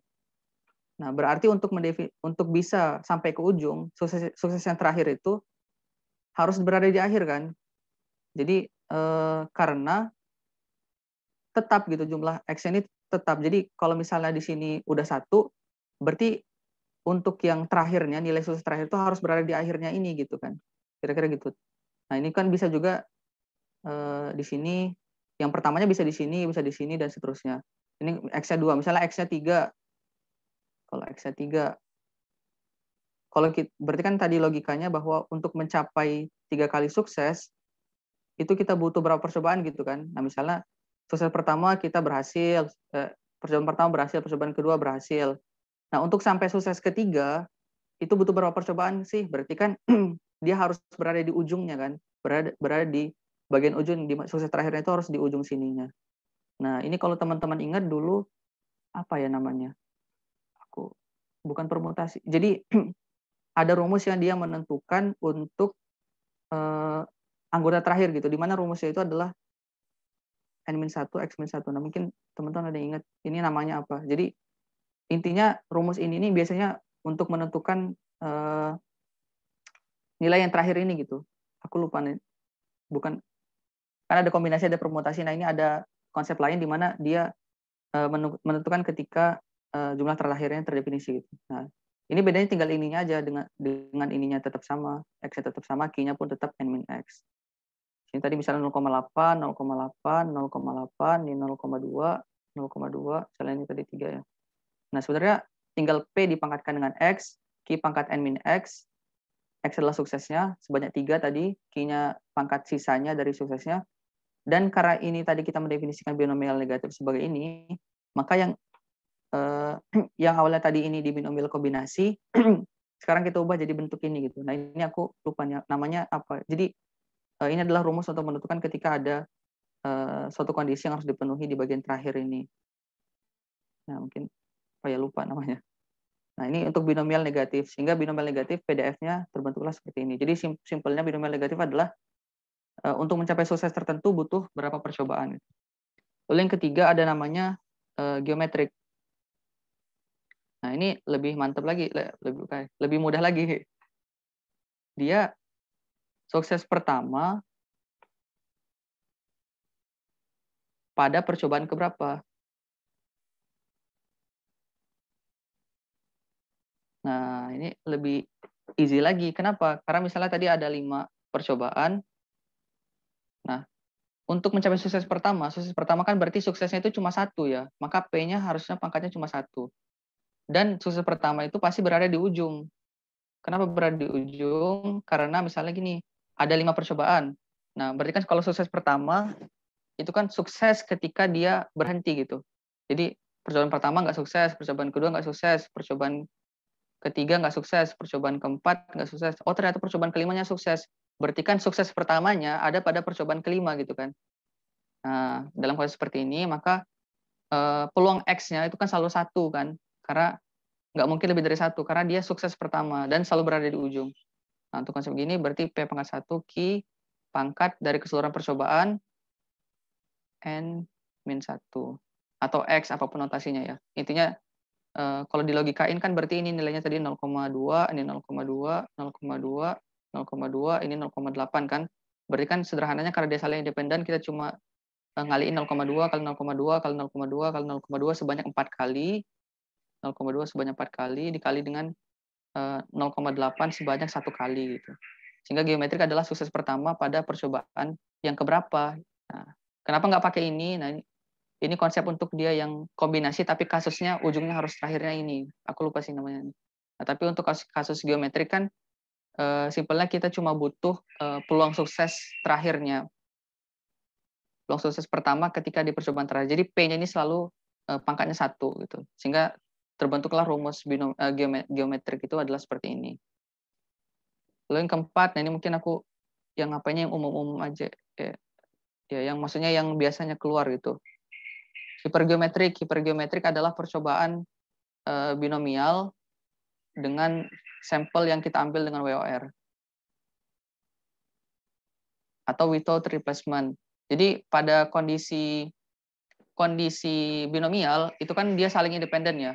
Tadi disebutkan bahwa dia harus saling independen. Jadi, makanya tadi kita bisa langsung mengalihkannya kan, mengalihkan peluang-peluang ini berdasarkan dari rumus dari rumus bahwa peluang A1 iris A2 sampai iris ke N itu sama dengan peluang A1 sama dengan mengalihkan semua peluangnya sampai ke N. Nah, dari situ makanya kita bisa mendefinisikan tadi binomial negatif, dan geometrik. Nah, tapi pada kasus hypergeometrik adalah kasus binomial dengan sampel yang WOR atau without replacement. Misalnya gini, aku ngambil tadi ada 5 bola, aku ambil 2 nih, aku ambil 2 bola. Nah, kalau misalnya pakai with replacement atau saling bebas, berarti kan peluang ini untuk terambil itu tadi 0,8, misalnya yang hitam terambil ini juga 0,8, yang peluang putihnya 0,2 dan seterusnya ya. Nah, tapi pada kasus without replacement, ketika aku ambil satu, misalnya peluangnya 0,8. Nah, ketika aku ambil satu lagi, maka peluangnya nggak 0,8 lagi. Kenapa nggak 0,8 lagi? Karena satunya udah hilang nih. Jadi pertama kita ngambil percobaan pertama, kita ngambil 0,8. Di percobaan kedua, bolanya nggak tinggal 5 lagi, tapi tinggal 4 nih. Berarti kita harus ngambil ketika dia cuma 4. Nah, makanya peluangnya tidak mungkin sama dengan 0,8. Nah, dari rumus ini, dengan konsep ini bahwa hypergeometrik adalah pengambilan dengan without replacement, dan biasanya pengambilannya dengan jumlah sampel, maka biasanya ada 3 parameter yang didefinisikan. 3 parameter didefinisikan, yaitu N besar sama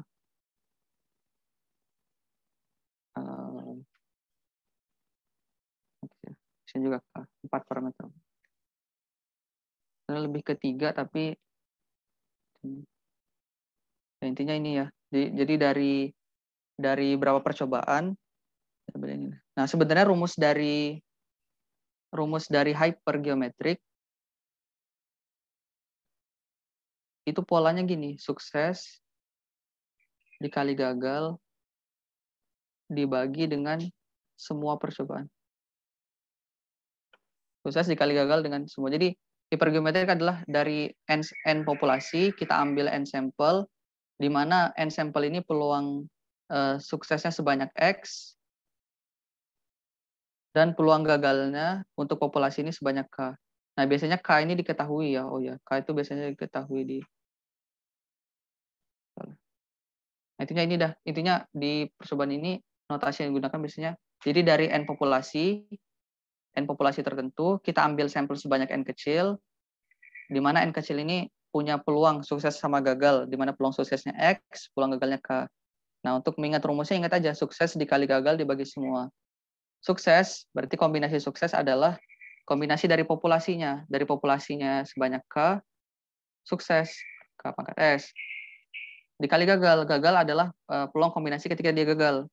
Ketika dia gagal, berarti kan dari populasi yang gagal, berarti kan N kurang K. Kita ambil yang sampelnya, berarti N kurang X. Dibagi semua. Semua adalah ketika kita ambil populasi dari N, kita ambil sebanyak N kecil, berarti N. Nah, kira-kira gini ya. Nah, inilah yang dari sinilah terbentuk rumus hypergeometrik. Nah, yang kelima, itu mungkin teman-teman sudah sangat familiar ya. Poisson. Poisson adalah ketika ada suatu rentang tertentu yang biasanya dia kejadian misalnya waktu tunggu atau waktu apapun lah. Waktu habis itu kita mencari event atau kejadian tertentu di satu titik. Nah, ini terbentuklah PDF-nya itu E pangkat min mu lambda pangkat X sebagai ekspektorial. Apapun ya, parameternya adalah parameter lambda. Lambda ini menyatakan nilai dari rata-rata. Nah, ini sangat berguna karena tadi dari soal-soal itu kita, terutama dari soal sebelumnya pun di pertemuan sebelumnya itu kan kita banyak ya mendefinisikan ini masuk kemana sih, binomial atau binomial negatif, ini masuk ke geometri atau gimana. Jadi cepatnya, binomial adalah ketika dari berapa percobaan kita ambil suksesnya berapa. Binomial negatif adalah ketika kita pengen suksesnya berapa, butuh berapa percobaan. Jadi misalnya suksesnya pengen 3, itu butuh berapa percobaan sih. Geometrik adalah ketika menggambarkan sukses pertama pada percobaan yang keberapa. Jadi untuk mencapai sukses yang pertama itu butuh berapa percobaan sih. Dan hipergeom adalah binomial dengan sampel WOR. Untuk rumus hipergeometrik ini adalah suksesnya, kombinasi sukses dikali kombinasi gagal dibagi kombinasi seluruhnya. Nah, ini kan konsepnya sebenarnya sama-sama dengan binomial. Tapi hipergeom biasanya dicirikan dengan ada N populasi yang kita ambil sampel sebanyak N kecil gitu. Nah, sama distribusi Poisson, di mana distribusi Poisson ini adalah distribusi pada rentang waktu tertentu, dan kita melihat suatu event atau kejadian pada suatu titik tertentu. Nah, distribusi Poisson berbeda dengan distribusi eksponensial ya. Kalau distribusi Poisson, jadi kemarin udah dibilang ya, eksponensial adalah rentang waktunya. Jadi misalnya ini antara waktu tunggu kereta ya. Jadi waktu tunggu kereta 1, kereta 2. Jadi distribusi eksponensial adalah waktu tunggunya. Jadi lama waktunya itu yang eksponensial. Kejadian pada satu titik tertentu pada rentang waktu itu adalah Poisson. Dan waktu yang dibutuhkan untuk mencapai suatu titik tertentu ini disebut sebagai gamma. Nah, distribusi Poisson dan distribusi eksponensial ini biasanya mirip-mirip, tapi tentunya perbedaan utamanya adalah Poisson itu discrete, eksponensial itu dia continue. Maka kalau misalnya Poisson itu bisa kita gambarkan dalam visualisasi, dia bentuknya gini. Nah, misalnya gini ya. Ini anggap aja ya sembarang. Jadi peluang misalnya di satu rentang waktu tertentu, dia peluang munculnya kereta pada menit ke X itu. Munculnya kereta pada menit ke-1, ke-2, ke-3, ke-4, ke-5 gitu misalnya. Nah, ini digambarkan dengan Poisson. Atau jangan menit ya. Apa ya kalau misalnya diskrit. Intinya peluang yang diskritnya gitu. 1, 2, 3, 4. Nah, sedangkan kalau dia eksponensial tentunya dia digambarkan dengan kurva yang gini atau kurva yang dia nyambung lah. Karena dia distribusinya kan kontinu kan. Nah, tapi mudahnya eksponensial adalah lama waktu atau rentang waktu, sedangkan Poisson adalah suatu kejadian tertentu gitu. Makanya Poisson discrete, eksponensial lama waktu ya ini. Jadi itu adalah kontinu. Kira-kira seperti itu. Nah, ini bisa jadi reminder kalau binomial itu dari percobaan suksesnya berapa, binomial negatif, pengen sukses ke sini pengen sukses ke N dengan berapa percobaan. Geometrik kata kuncinya di sukses pertama, hypergeometrik kata kuncinya dari populasi sebanyak N besar pengen diambil N kecil. Poisson adalah satu kejadian pada titik pada suatu selang waktu tertentu. Nah, kita lanjut ke soalnya. Nah, ini waktunya udah mau habis nih. Kita cepat-cepat aja ya. Pernyataan yang salah mengenai distribusi binomial adalah tadi ya, tiap usaha bebas satu dengan yang lainnya, ya. Karena dia saling independen ya, saling independen. Peluang tidak berubah dari satu usaha ke usaha yang berikutnya. Nah, ini juga iya. Pengambilan sampelnya tanpa pengembalian atau with replacement. Sorry. Tanpa pengembalian itu ya WOR ya. WOR. Terdiri dari N usaha yang berulang. Nah, N usaha yang berulang benar ya tadi dari N trial yang dia berulang. Nah, berarti yang salah adalah yang C. Ini harusnya dia lebih tepatnya ke hypergeom. Pengembalian sampelnya tanpa pengembalian without replacement ya. Oke, mungkin di sini kalau ada yang mau ditanyakan bisa langsung on mic aja atau ini. Lanjut ke 31, berikutnya adalah pernyataan yang tentang distribusi kumulatif. Untuk baca kontinu adalah fx sama dengan fungsi kumulatif adalah nilai daripada min hingga sampai x, ini benar. Peluang dari x kurang dari sama dengan, ya jadi fungsi kumulatif adalah kumulatifnya ya, kumulatif sampai ini. Lalu ini fx kumulatif adalah turunan dari, nah ini salah ya, ini salah. Harusnya PDF adalah turunan dari PDF adalah turunan dari fungsi kumulatifnya, bukan kumulatif yang merupakan turunan. Harusnya kumulatif adalah integral. PA, XB, FB kurang, ini benar juga. Yang salah yang ini. Oke. Mungkin kita habisin sampai akhir, nanti mungkin yang untuk soal hitungan, gak usah, ya kalau sempat waktunya kita kerjain, tapi kalau nggak sempat mungkin caranya aja ya. Berikut adalah teknik yang di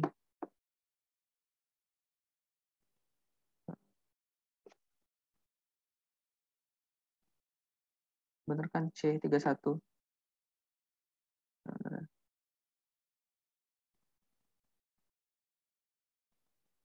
Kemudian adalah teknik yang digunakan sebaran dari fungsi baca kecuali. Nah ini sat in ya, ini iya kan? Iya. Ya, teknik simulasi. Ini hafalan aja. Suatu fungsi menghubungkan tiap titik sampel dengan suatu bilangan real disebut sebagai, nah ini sebagai pubacak. Jadi pubacak adalah fungsi yang menghubungkan antara bilangan real kita hubungkan dengan suatu titik sampel tertentu. Pernyataan yang salah tentang distribusi Poisson. Oke, distribusi Poisson. Mungkin melengkapi dari yang tadi. Jadi distribusi Poisson itu punya 3 sifat utama ya, 3 sifat. Sifat Poisson. Yang satu adalah independen dengan selang waktu lain. Lalu selang kecil, ini aku singkat aja ya, sebanding dengan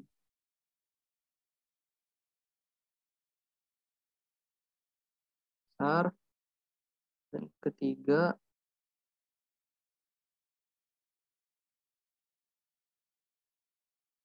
peluang lebih dari satu kejadian dalam satu selang waktu itu bisa diabaikan.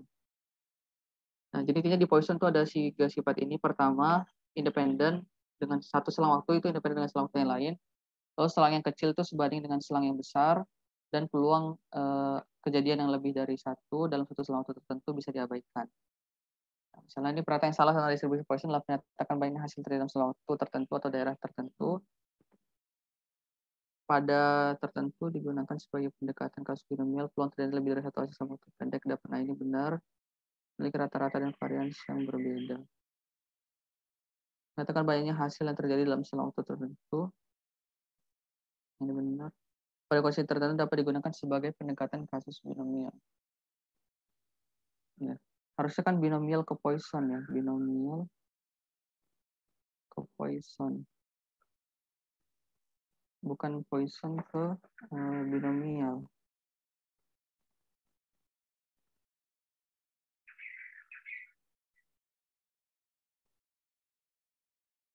Lebih dari satu hasil dalam suatu.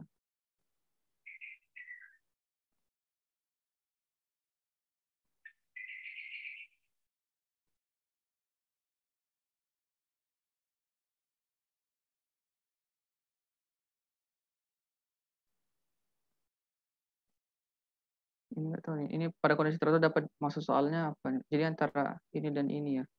Memiliki rata-rata dan varians. Oh, ini sama.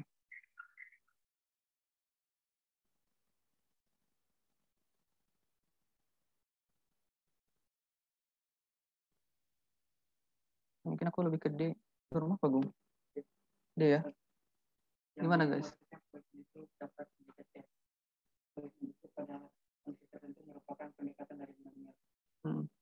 Ya, biasanya kan pendekatan dari binomial ke Poisson kan. Ini mungkin maksud dia ini eh, binomial itu bisa didekati ke Poisson. Pada kondisi tertentu digunakan sebagai pendekatan. Jadi kasus-kasus tertentu Poisson itu bisa didekati dari binomial gitu. Ini totally wrong ya. Ini salah. Oke, ini mungkin lebih lengkapnya bisa baca.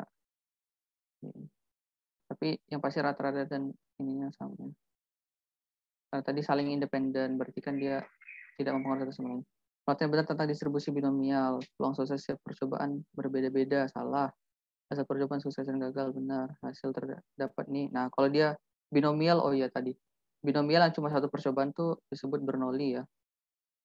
Merupakan salah satu distribusi Pubacek. Wah, ini sangat salah. Yang B. Lama waktu tunggu pasien Pubacek dapat menjelaskan dengan distribusi sebagai berikut kecuali lama waktu. Nah, lama waktu pasti dia sifatnya continue. Berarti binomial ya. Di sebuah elektronik menyediakan AC berbagai merek dan jenis. Peluang pembelian sebuah merek AC merek Panorama adalah sebesar 0,25. AC merek Panorama peluang. Nah, ini menarik. Jadi sebuah toko elektronik khusus menyediakan AC berbagai merek dan jenis. Peluang pembelian AC merek Panorama. Jadi Panorama. Peluang Panorama AC merek Panorama adalah 0,25. Peluang bahwa pembelian AC kelima di toko tersebut merupakan pembelian AC merek Panorama yang kedua adalah, nah berarti kan dia ini pengennya yang kedua, jadi apa namanya, pembelian AC kelima di toko tersebut merupakan pembelian AC Panorama. Nah ini lebih ke, jadi dia pengennya itu suksesnya itu 2 kali pada percobaan yang kelima. Nah apa bedanya dengan binomial? Kalau ini berarti kan lebih ke binomial negatif ya. Nah, bedanya dengan binomial, kalau binomial biasanya dari 5 AC yang dia merek Panorama, 2 itu berapa gitu. Biasanya gitu kata-kata. Tapi kalau ini kan dia sebutkan pembelian kelima. Jadi ketika dia beli yang kelima, jadi 1, 2, 3, 4, 5. Misalnya pembelian ininya, misalnya pembelian kedua Panorama atau antara 1, 2, 3, 4 ini Panorama.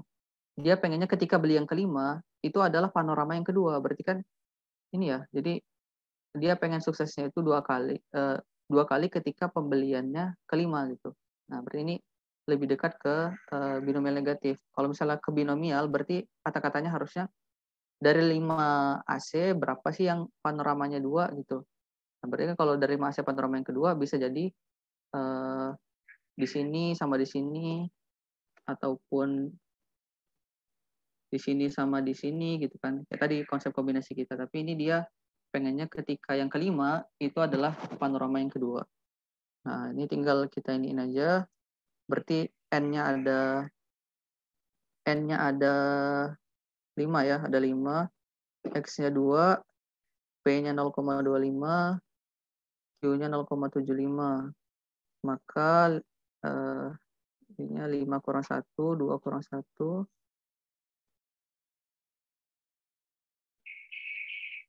0,25 pangkat 2 dikali 0,75 pangkat 3 ya. Pangkat 3 ya, ada 3 ini ya. Berapa nih? 5. 4 faktorial dibagi ini dulu ya, 4, sini 1. Oh, ini 0,25 pangkat 2, 0,75 pangkat 3. Ini pasti 4 ya. Kalau faktorial dibagi 3. Yang tadi ya konsep kita tadi. 0,25 kuadrat. Kita hitung kalkulator nih. 0,25 kali 0,25.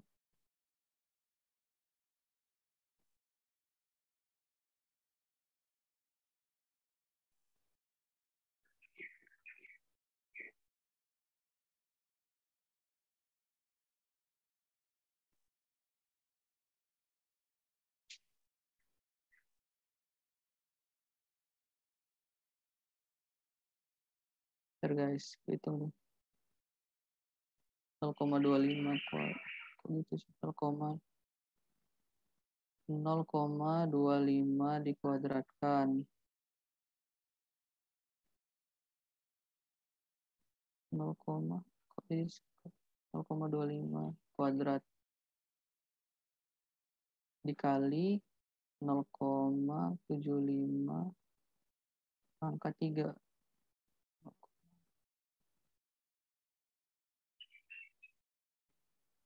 dikali 4.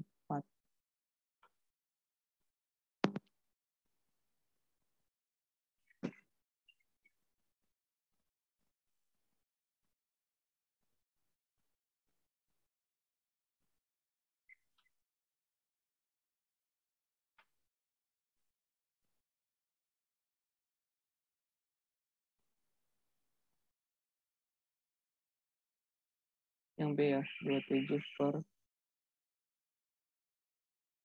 Ini mungkin nanti jadi minus.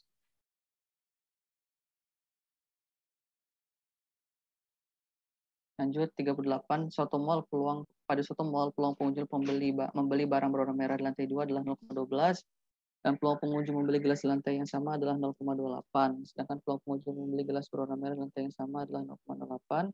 Berapa peluang pengunjung membeli barang berwarna merah yang selain gelas di lantai 2? Ini pelan-pelan ya. Pada suatu mall peluang pengunjung membeli barang berwarna merah di lantai 2 adalah 0,12. Peluang pengunjung membeli barang misalnya merah itu M, gelas itu G. Peluang pengunjung membeli barang berwarna merah itu adalah 0,12.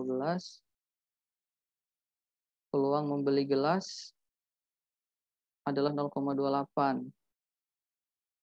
Habis itu, sedangkan peluang pengunjung membeli gelas berwarna merah di lantai yang sama adalah gelas berwarna merah. Sedangkan peluang pengunjung membeli gelas berwarna merah di lantai yang sama. Membeli barang warna merah 0,12, peluang pengunjung membeli gelas di lantai yang sama. Sedangkan peluang pengunjung membeli gelas berwarna merah.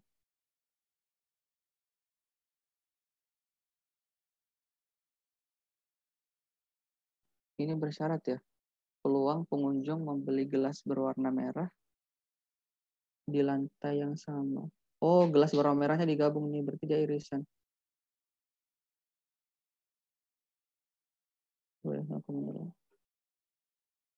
peluang pengunjung membeli barang berwarna merah selain gelas di lantai 2? Oh, ini mah gini aja. Ini 0,12, ini 0,08.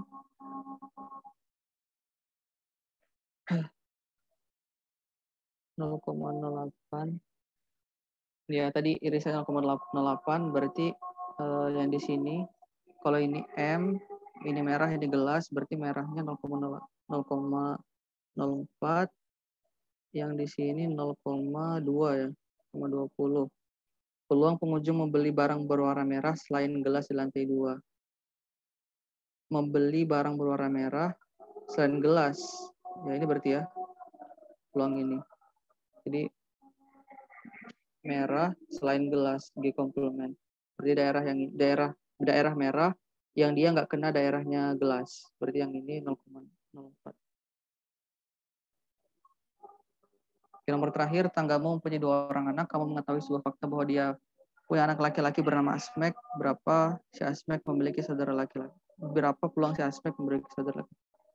2 orang anak. Kamu mengetahui sebuah Oh ya, ini sama kayak soal tadi ya.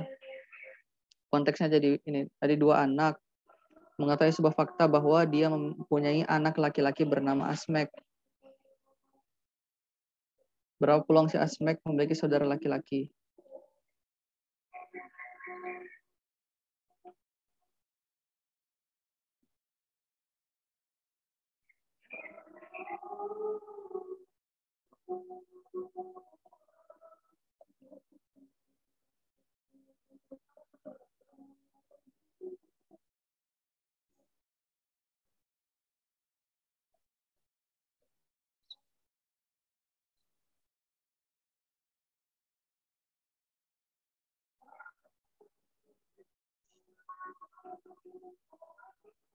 Gini ya, Kar. Kamu punya dua orang anak, kamu ketahui sebuah fakta bahwa dia punya anak laki-laki bernama Asmek.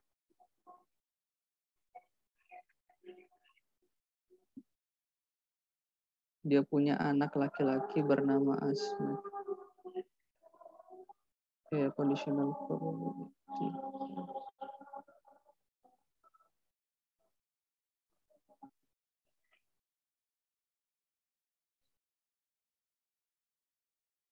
Laki-laki bernama Asmek.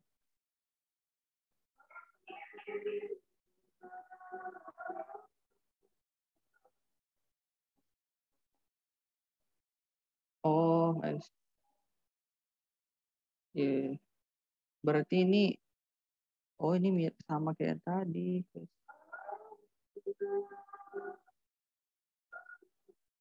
Salah. Ini, nah jadi dia punya anak laki-laki jadi kan ada dua anak nih, ada dua anak. Nah, satunya ini laki-laki, yaitu si Asmek ini tadi.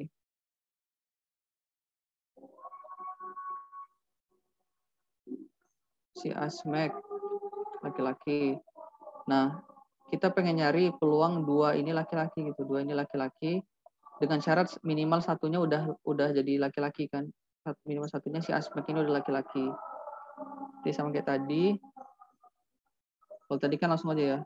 Dari peluang X sama dengan 2, iris X lebih dari sama dengan 1, dibagi P, X lebih dari sama dengan 1, X sama dengan 2 berarti, ini tadi sama dengan P, X lebih dari sama dengan 1. Habis itu untuk peluang yang dia punya anaknya ini, kita bisa cari P1 dan P2-nya untuk melengkapinya itu.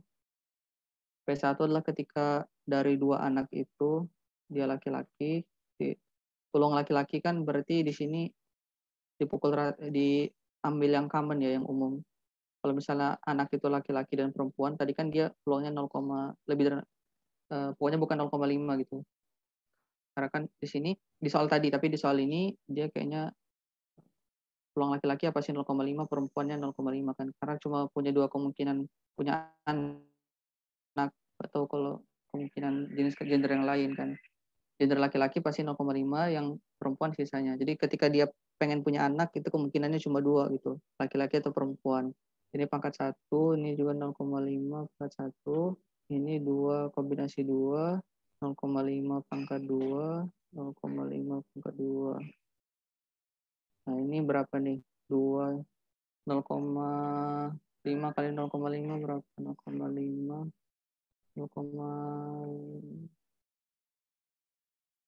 0,25 dikali 2, 0,5. Yang ini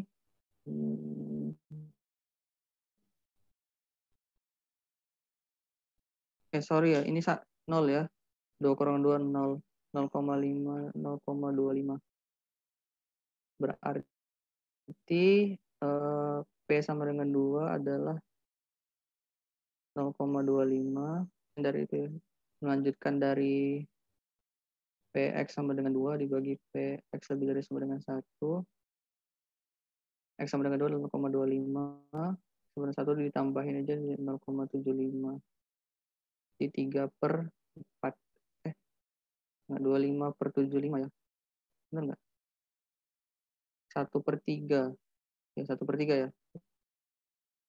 25 bagi, ya, 2 bagi 25. 1 per 3. Jadi ini konsepnya sama kayak tadi ya, tapi ini dia mungkin dijebaknya aja. Dia punya anak laki-laki bernama Asmek. Jadi satu sukunya adalah bahwa minimal satunya minimal satu dia punya laki-laki bernama Asmek. Ya, mungkin itu bisa disimpulin kalau dari soal-soal ini. Mungkin pertama tentang himpunannya. Himpunan itu biasanya yang keluar sifat yang saling lepas, saling bebas, di mana kemarin kan kita belajar ya, kalau saling lepas berarti dia atau disjoin atau mutually eksklusif, itulah ketika dua kejadian itu tidak mungkin terjadi bersamaan. Mana sih kemarin? Nah, ini mutually eksklusif. Mutually eksklusif adalah ketika kedua kejadian tidak mungkin terjadi bersamaan. Berarti anggota himpunannya itu tidak mungkin ada yang sama. Misalnya peluang dadu menghasilkan ganjil dan genap. Itu kan anggota selalu berbeda. Makanya dua kejadian ini disebut sebagai saling lepas. Lalu ada namanya saling bebas. Nah, kalau saling lepas, ciri utamanya adalah PA iris B-nya itu pasti sama dengan 0 ya, karena dia tidak ada yang beririsan anggotanya, tidak yang sama. Konsep yang himpunan kedua adalah saling bebas, di mana saling bebas adalah ketika dua kejadian itu satu kejadian tidak dipengaruhi oleh kejadian yang lainnya. Nah, biasanya yang harus di-highlight itu adalah bahwa pada saling bebas, PA iris B itu sama dengan PA dikali PB. Nah, ini nanti bisa dikembangkan dengan berbagai hal, mulai dari pengembangan dengan bentuk union atau gabungan, ataupun pengembangan dari conditional probability. Lalu berbagai distribusi. Nah, itu untuk himpunan. Lalu himpunan juga biasanya sifat-sifat himpunan ya, mulai dari sifat-sifat himpunan yang diskrit sampai yang kontinu, mulai dari PDF dan CDF-nya. Itu biasanya keluar juga sifat-sifat PDF, sifat-sifat CDF. Lalu untuk distribusi ini kalau yang untuk yang diskrit biasanya yang dia keluar tuh yang ini aja binomial, geometrik hipergeom. Itu kita mendefinisikan suatu soal itu dia masuk ke apa dan menghitung dengan apa, dan Poisson. Lalu harus bisa dibedakan antara Poisson, eksponensial, dan gamma. Poisson adalah satu titik tertentu pada suatu rentang, di mana rentangnya itu adalah distribusi eksponensial. Jadi rentang waktu antara dua kejadian ini eksponensial. Kejadian titik tertentu pada suatu rentang adalah Poisson, dan waktu yang dibutuhkan untuk mencapai satu titik tertentu itu disebut sebagai gamma. Habis itu sifat-sifat Poisson, nah ini kayaknya harus dipahami juga, ini sering muncul. Kalau sifat-sifat binomial, lalu kalau misalnya binomial itu percobaan cuma sekali itu disebut sebagai Bernoulli. Intinya binomial adalah dari berapa percobaan pengen sukses berapa. Binomial negatif adalah pengen sukses berapa, untuk sukses ke N itu butuh berapa percobaan. Jadi pada binomial negatif suksesnya tetap, percobaannya yang random. Pada binomial percobaannya tetap, suksesnya yang random, kebalikannya. Kalau geometrik ingat sukses yang pertama gitu aja. Jadi untuk mencapai sukses pertama itu butuh berapa percobaan. Hypergeometrik kuncinya ada di WOR, pengambilannya Without Replacement, dan konsepnya adalah mengambil sampel dari suatu populasi itu. Nggak bisa digambarkan rumusnya seperti ini. Untuk Poisson tadi bisa dibedain sama ini. Nah, mungkin itu sih yang sering keluar. Kayak studenti, habis itu normal, itu sih biasanya sifat-sifatnya. Nah, dan conditional probability, nah ini juga yang penting kayaknya dari conditional probability adalah paham soalnya dan tahu rumusnya ya. Yang penting tahu rumusnya bahwa PA bersyarat B adalah PA iris B dibagi dengan PB. Nah, dari sini nanti kita bisa ngembangin lagi sesuai dengan soalnya maunya gimana. Ya, mungkin itu aja sih dari PTP. Mudah-mudahan bermanfaat dan bisa dilanjutkan belajar mandiri. Ini tuh, terima kasih. Assalamualaikum warahmatullahi wabarakatuh. Kembalikan ke Ocha. Waalaikumsalam warahmatullahi wabarakatuh. Oke, makasih banyak guru. Oh iya, misalnya kalau teman-teman ada yang mungkin mau nanya, mungkin bisa langsung nanya ke guru atau mungkin disampaikan lewat kami juga bisa, aku atau Akila gitu. Nanti tak sampaikan ke guru. Oke, sebelum menutup KSM pada siang hari ini, mari kita berdoa sesuai dengan keyakinan masing-masing, berdoa dan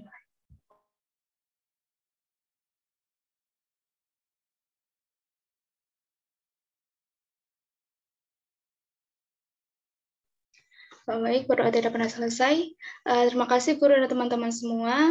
Semoga apa yang kita pelajari hari ini bisa mempermudah kita untuk ujian kompre nanti. Sekian dari saya. Wassalamualaikum warahmatullahi wabarakatuh.